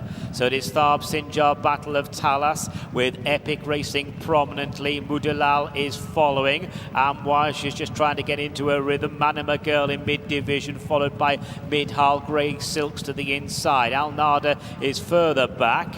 A few of them are rather keen. Immortal and George are shaking hands for last place as they go on down the side of the course. Tharb is the pace setter and leads by about 2 lengths, with Epic now moving into second place. Up along the inside is Sinjar, then Battle of Talas. Mudalal is out wide. Midhal is against the running rail and is being followed into that turn by Amouage, then Manama Girl. Al Nada is posted about 4 wide going into the turn at the mile. Immortal is further back, being chased by Living Art, and George is at the rear. Down the far side they go, and it is Tharb the leader, followed by last year's winner Epic. They're split by half a length away to Sinjar, followed by Mudalal, and then Battle of Talas and Midhal to the inside.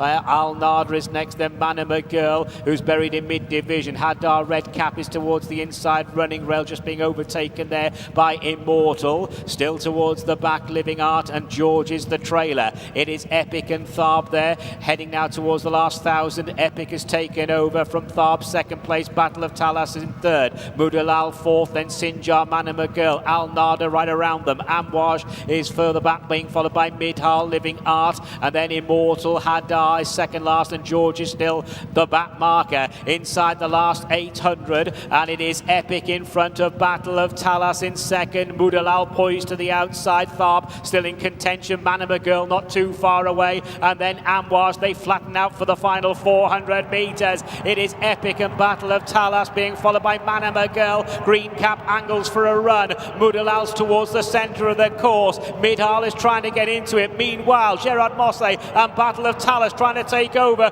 from Epic, who's running a stormer. 200 left to go. Battle of Talas. Epic is trying to rally. Manama Girl is running on with 2 lengths to find. To the outside, Midhal, then Mudalal. Just in behind the principals is Living Art. Battle of Talas in a busy finish. Manama Girl, and throwing the gauntlet down late was Living Art.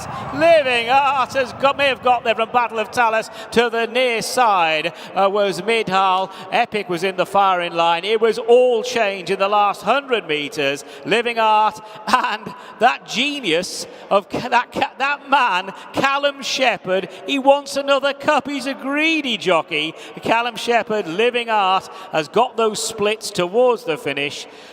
In the King's Cup for the locally bred thoroughbreds, this domestic grade 1. It got serious towards the end, but look at this gap for Living Art. Threw the gauntlet down right on the wire from Battle of Talas. So Living Art wins, Battle of Talas second, Mana McGill involved in a photo for third with Midhal and Epic. But Callum Shepherd, he's got 2 King's Cups to go home with now.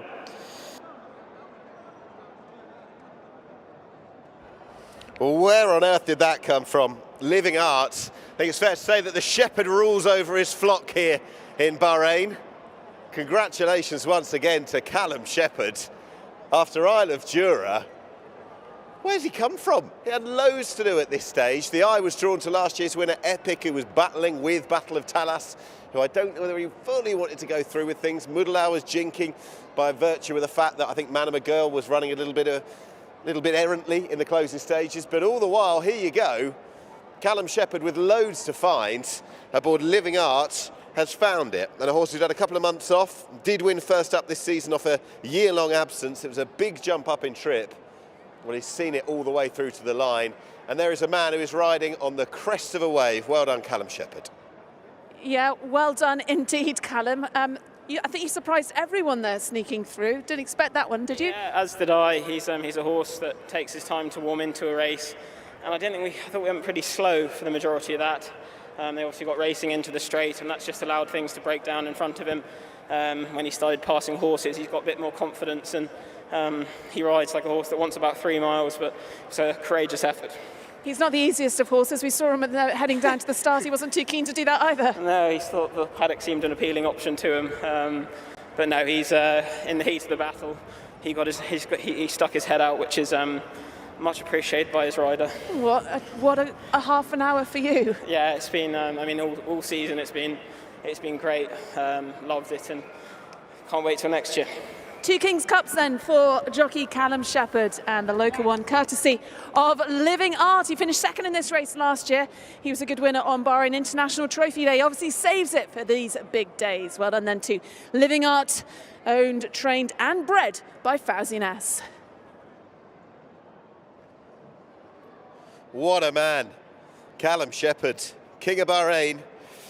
And he's just supplemented the big race success with another valuable prize as well, one for the locals. We hear from Callum at the double. Fawzi Nas, the winning trainer. And the winner coming in, Callum, sporting the colours of Abdullah Sami Nas.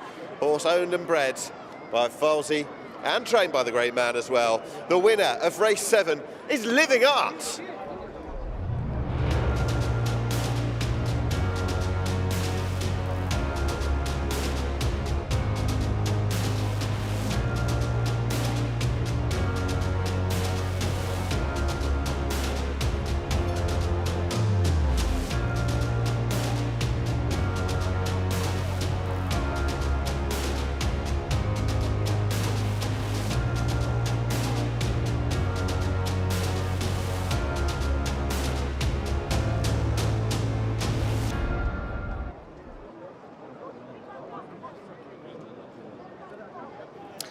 So the result of the King's Cup, the domestic Grade 1 King's Cup for the locally bred thoroughbreds. First, number 5, Living Art. Second, number 2, Battle of Talas. Third, number 13, Mana McGill. Fourth was number 6, Midhal. And the fifth horse home, number 3, Epic. The distance is half a length and the same, half a length and the same. And the time of the winner, 2 minutes 36.48. That's 2 minutes 36.48. Fawzi Nas continues his love affair with this King's Cup. It's a winner for Fawzi Nas, Abdullah Sami Nas and Callum Shepherd. Living Art wins the King's Cup race 7. Again, huh? Thank you. I'm going to annoy you again. I've got one of George's next. I'll bring it later. Yeah, sorry.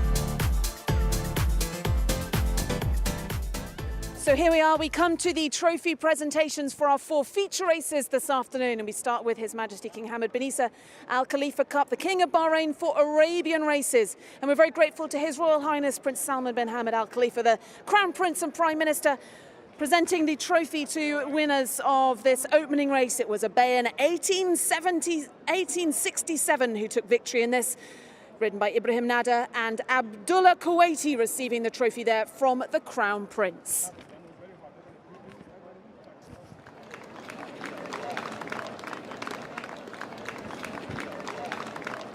We come then to our 5th race. It was the Methak Mile, an international listed race, and His Highness the Crown Prince presenting the trophy there to His Highnesses Sheikh Mohammed and Sheikh Hamad bin Nasser bin Hamad Al Khalifa, receiving the trophy there alongside winning trainer Said bin Surur.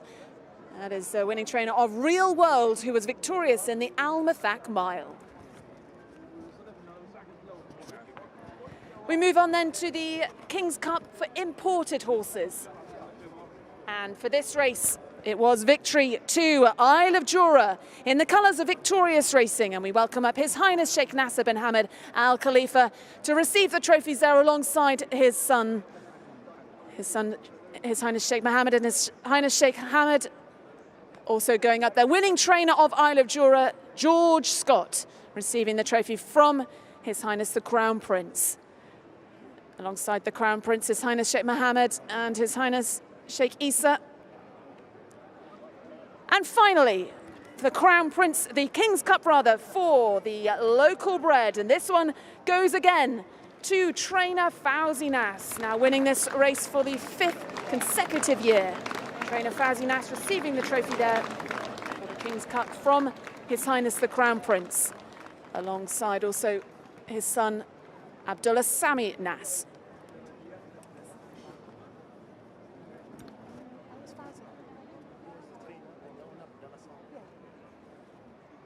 Okay, so now all the King's Cup runners? Okay.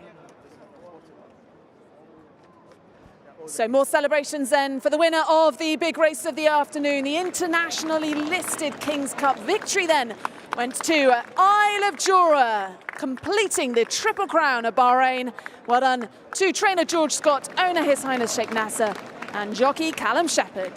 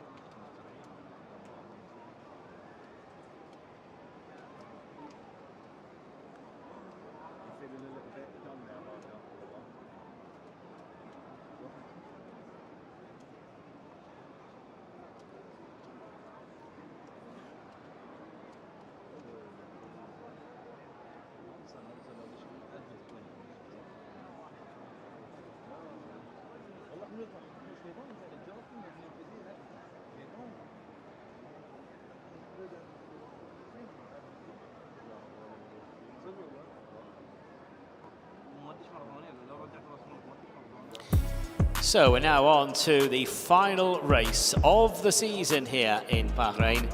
Number 1 is a burglar for this Bapco Energies Horseracing Cup. Harry Davis aboard. Number 2 is Merlin's Beard, Neil Callan. 3, Bond's Boy, Callum Shepherd. Just need confirmation who's actually riding number 4, Knight of Honour. Hector Crouch was down to ride Knight of Honour. Number 5, Tartan Chief and Hussein Asghar. Number 6, Glenn Savage, Lee Newman. 7, Return of the Mac and Anas Al-Siabi. 8 is Massaman Abdul Rahim Jassim. 9, Illuminated Alberto Sana. 10, Fifth Flight Abdullah Faisal. Number 11, Gimme Shelter, Sufyan Saadi. 12, Malachi Hassan Ali. 13, Port Douglas, Marcellus Joras. And 14, Purgatory, Adnan Jaffa. The final race of the 23-24 season is the Bapco Energies Horse Racing Cup, to be run over 2,000 metres.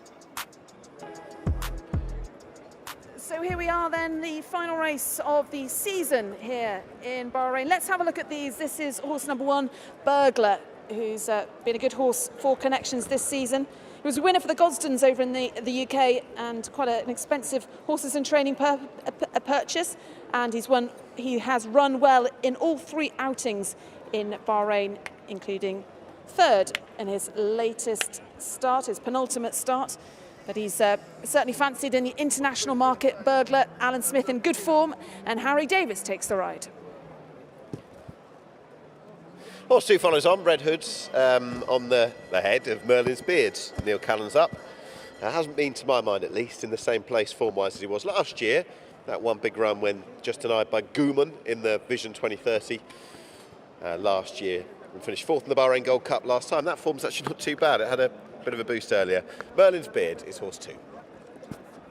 Just behind him is horse number 3, Bond's Boy, and another one in the colours of Al Mohammedia Racing. They are mob-handed in this race. 5 runners in these colours, Al Mohammedia Racing, and it is going right down to the wire in terms of the Owners' Championship level on wins. Al Mohammedia Racing with Victoria, so they really need victory in this race. And Bond's Boy is going to be ridden by the man at the moment, Callum Shepherd, for trainer Osama Hashim. A horse 4. Ibrahim Nada replaces Hector Crouch. I caught a word with Hector Crouch. I think it was owing to the heat and dehydration, so best wishes to him. He seemed okay, but probably the wisest thing to do to not take up his final ride, so that includes Knight of Honour for Al Mohammedia Racing. And he's improving all the while, Knight of Honour. Just keeps on winning. 3 for 3 in 2024. Stamina won't be an issue. We'll see where he ends up in this race. Horse 5 is Tartan Chief, will be wearing the green cap in the Al Mohammedia Racing colours. Hussein Asghar takes a handy 3 kilograms off this gorgeous-looking grey, son of Dark Angel. Ali Abdul Majid trains this Tartan Chief, finished down the field behind Knight of Honour when we last saw him back on the 17th of February. And horse 6 was beaten by Knight of Honour as well. That's Glenn Savage, quite readily brushed aside by the aforementioned winner last time. Did win back in December, but on lateral form lines, might have a little bit to find. Lee Newman rides one of the runners for Alan Smith.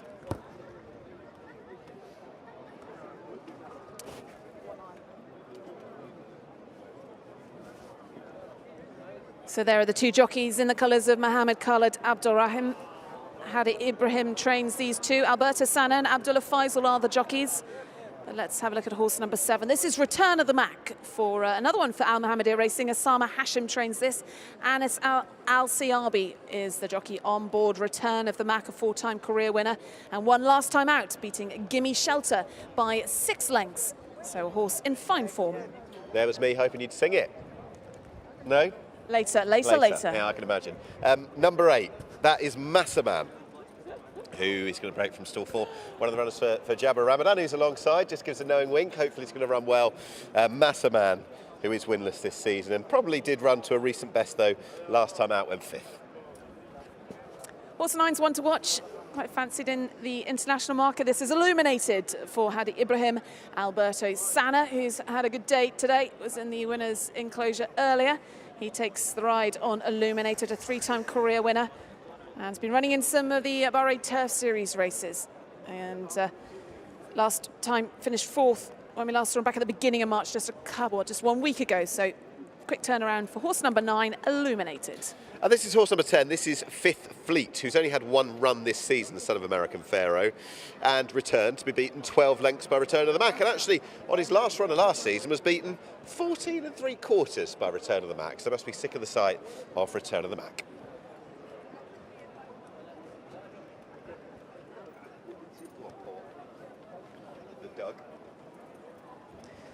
Horse 11 then is another one who's seen the back end of Return of the Mac. This is Gimme Shelter, who finished 6 lengths behind him when they last met just last weekend. Soufain Saidi takes the ride on Gimme Shelter for Jabba Rabadam. That's horse number 11. And number 12's on the way down, faces a much bigger field than he did last time when readily brushed aside by his sole rival. That was the parent who we saw running earlier on in the Methak Mile. Finished second of the 2 that day, Malachi, who's maybe a bit of an outsider in the context of this race. What about a quick fire treble for that man? He's in absolutely flying form, isn't he? I don't think he expected victory on Living Art. No one saw that one coming, weaving his way through. And I know that you're leading the fan club for Callum Shepherd. He's on Bond's Boy in this, and not without a chance, that's for sure. So let's have a look at horse number 13. This is Port Douglas. Now, he's got some miles under the clock. He's an 11-year-old now, Port Douglas. He's been here for a number of seasons, previously trained by Aidan O'Brien, a one-time Derby fancy, Port Douglas. This is a significant drop down in trip to what we normally see him running here. Makeda Juras rides for trainer Jaffa Darwish. And the last one, that is Purgatory. Horse number 14, the big star on the chest of the rider. And Purgatory, it's a long time since winning, and that was in the UK at the back end of 2019, has been here nearly half a decade and hasn't won in that time.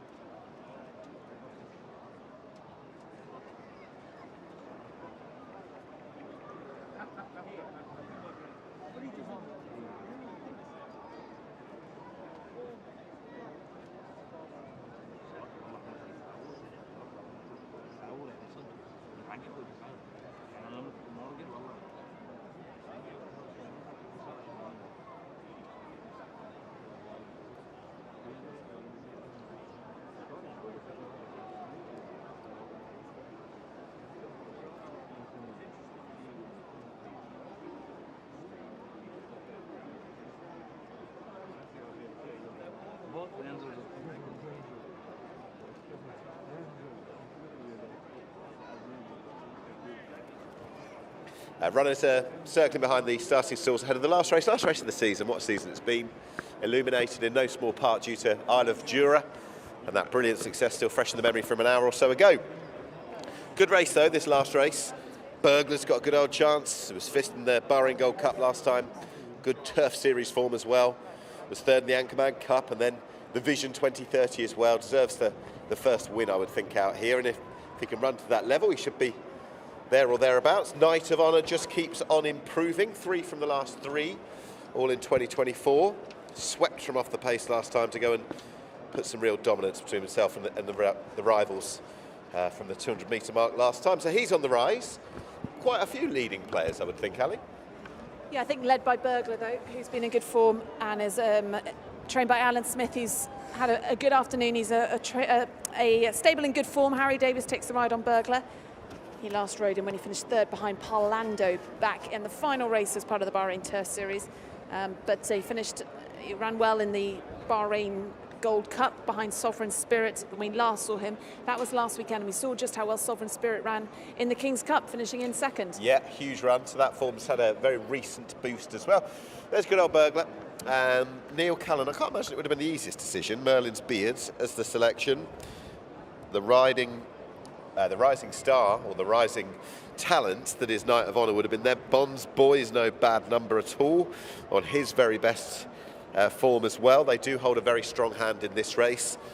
Merlin's Beard's got good turf series form, and we do see him. Haven't seen that much of him this season, and I don't think he's quite in the same place as he was last time around, last term, but we'll see. Final selection of the season? Burglar for me. I'm going to go Knight of Honour to continue the winning run. How about that? And a little favour on Point Douglas as well. Port Douglas, I should say, to run well, but that's purely because I love the horse. And hey, nearly as old as us. Right, let's go up for the final time this season to that man, Darren Owen, with thanks for some great calls. Thanks, Nick. So the last race of the season here is the Bapco Energies Horseracing Cup. It's over 2,000 metres. Return of the Mac and Port Douglas will complete the lineup. All in.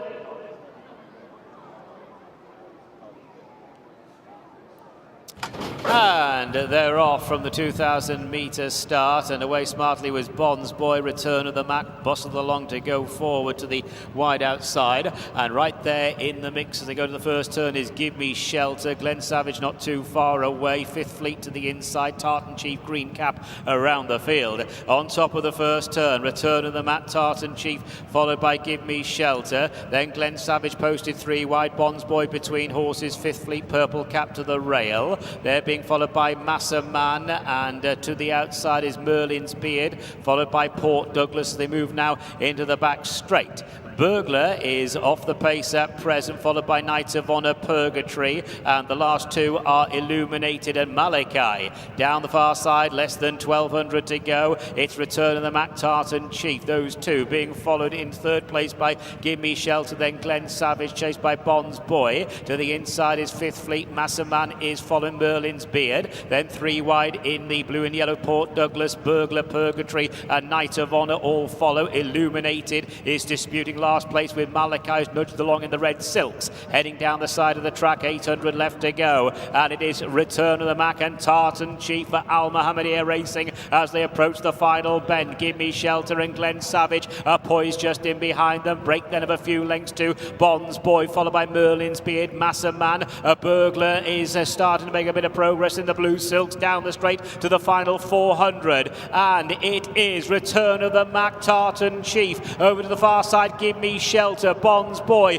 in the clear. Neil Callan with Merlin's Beard. Here comes a burglar to pick some pockets inside the final 200 metres. It's Merlin's Beard, and down the outside Merlin's Beard, up along the inside Bonds Boy. Burglar's back in third, inside the last 100, Merlin's Beard, and a rallying Bonds Boy is very game. Bonds Boy has pulled it out of the fire. Merlin's Beard second place, Burglar third, and Massaman and Knight of Honour cross the line together. Good result for Al Mahmadi Racing, top owners this season. Number 3, Bonds Boy has won it. And look who the jockey is. He's walking on water at the moment. Callum Shepherd, a famous treble here this afternoon. Bonds Boy, Al Mahmadi Racing battled gamely there. Merlin's Beard had a narrow advantage. Bonds Boy up the inside. This man can do no wrong. Bonds Boy the winner. Merlin's Beard second. Burglar third. Knight of Honour fourth. And in 5th place was Massaman. So it is Bonds Boy. Callum Shepherd has done it again.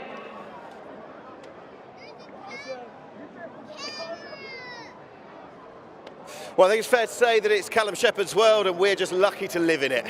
What a rider. What a talent. He's galvanised Bonds Boy. Look at that really quiet, cheeky ride right up the far side. Callum thought he'd gone and won it on Merlin's Beard, who's run an absolute belter for the same connections, but they've been mugged by one of their own and just keeping to that inside, scraping the paint. The big white face of Bonds Boy back to the winner's enclosure for the first time since December of 2022. He'd been struggling a little bit lately, right down the field in the Anchorman Cup, but he's got the assistance of the in-form rider. I do know maybe you want to shirk it a little bit, but Callum was having none of it, and Callum's beaten Callan. Merlin's Beard running a good race, but just unable to go through with it fully. Burglar running a cracker as well. We'll take the closing stages one last time. Neil Callan exuding confidence, the white cap, the first colours of Al Mahmadi Racing, sent out to go and challenge, but it was Callum Shepherd. He wouldn't have even seen the winner until late on.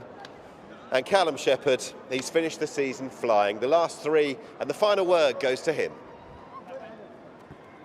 Deja vu. I don't quite know what to say to you, Callum. As Darren said, walking on water, just a remarkable day you're having. It's been magic. Obviously, when you come and ride these local horses, you don't know the form, so you wouldn't know the form and things as well as the local guys. So you don't really know what to expect. He's been potentially running in some better races, but I must say my instructions won me the race. They said if you can stay on the rail, that looked a pretty risky business turning in, but they were right. He hung quite badly right, but he had the rail to support him, and he was game when he needed to be.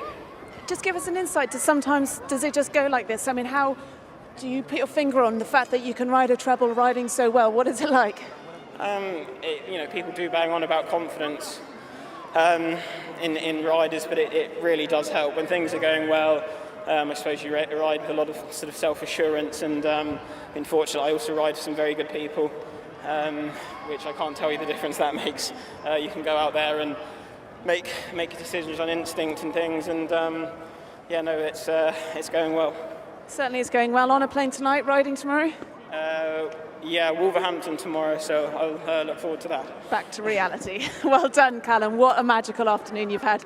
3 big races, including 2 at King's Cup, and finishing the Bahrain season with victory in the Bapco Energies Horseracing Cup.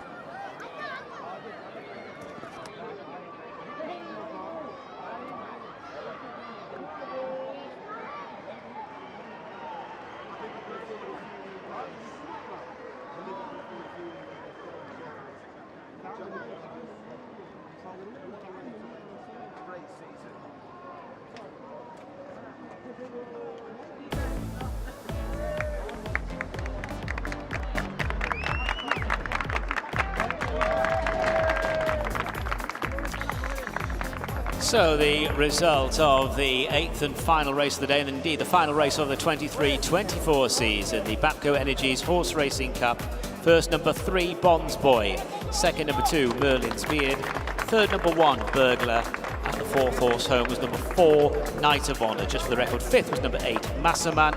The distance is half a length and 1 length, half a length and 1 length, and the official time of the winning horse, 2 minutes 01.84. That's 2 minutes 01.84. Callum Shepherd at the treble. Bonds Boy, the winner of the final race of the season.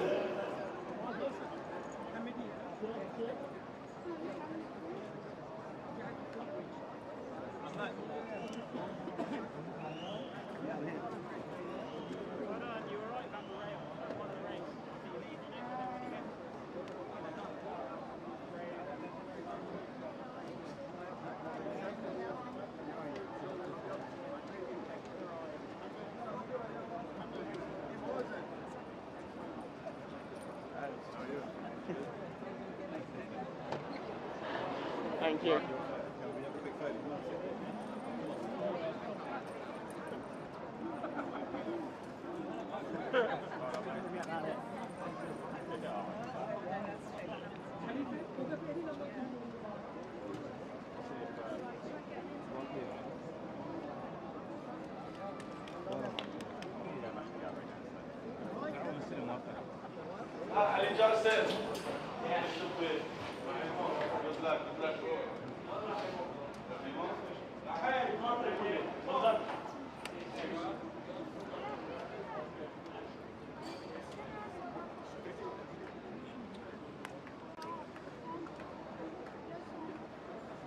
Well, Bonds Boy Victory has secured the Owners' Championship for Al Mohammedia Racing. Congratulations, Your Highness, Sheikh Sultan. How good is it to have secured that victory today and obviously the Owners' Championship? Yes, this is nothing new for Al Mohammedia Racing.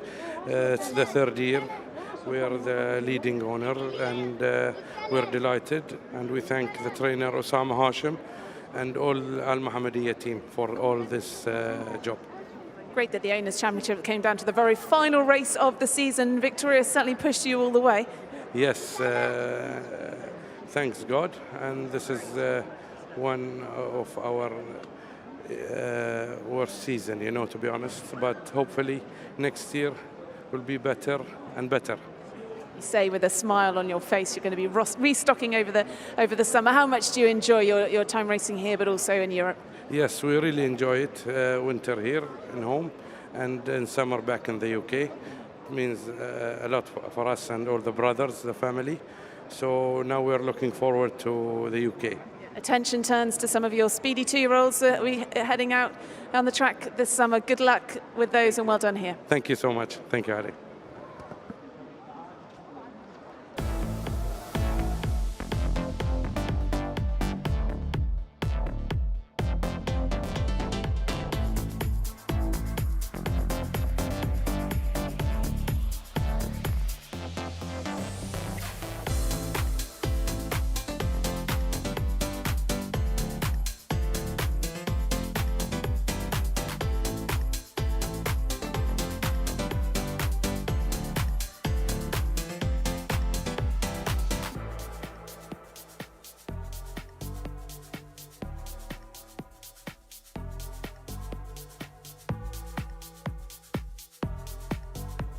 So we come to the final trophy presentation of the season. And it is the trophy presentation for the Bapco Energies Horseracing Club. And Mark Thomas, the Group CEO from Bapco Energies, presenting the trophy to His Highness Sheikh Sultan of Al Mohammedia Racing. Well done to Bonds Boy, winning our final race of the 2023-2024 season.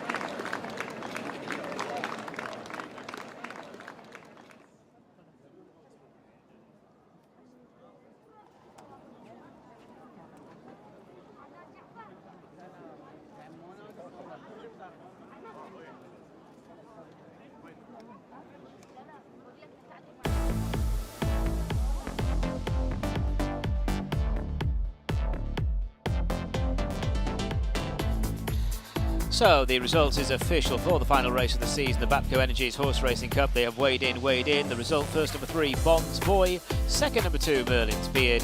Third, number 1, Burglar. And fourth, number 4, Knight of Honor. Fifth horse home was number 8, Massaman.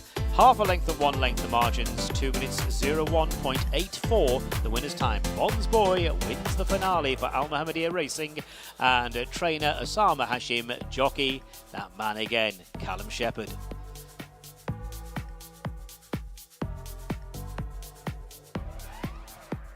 And with victory in our very final race means that Al Mohammedia Racing are crowned champion owners for a 3rd time. Well done again to His Highness Sheikh Sultan alongside all his brothers, his family, enjoying being the winning owner again here in Bahrain. Well done to Al Mohammedia Racing.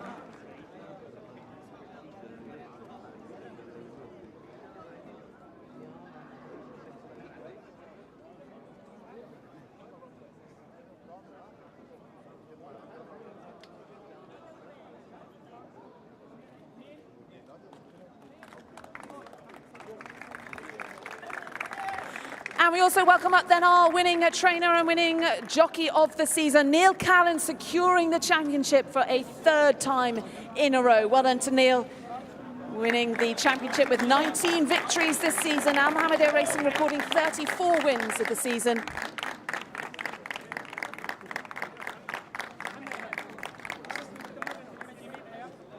And Isaac Murad there receiving the trophy on behalf of Fauzi Nas, who again champion trainer again this season, and our champion apprentice, Mohammed Jamil. Well done then to Mohammed, champion apprentice for the season. So that concludes the 2023-2024 season here in Bahrain. 27 fixtures and finishing on a high with the King's Cup.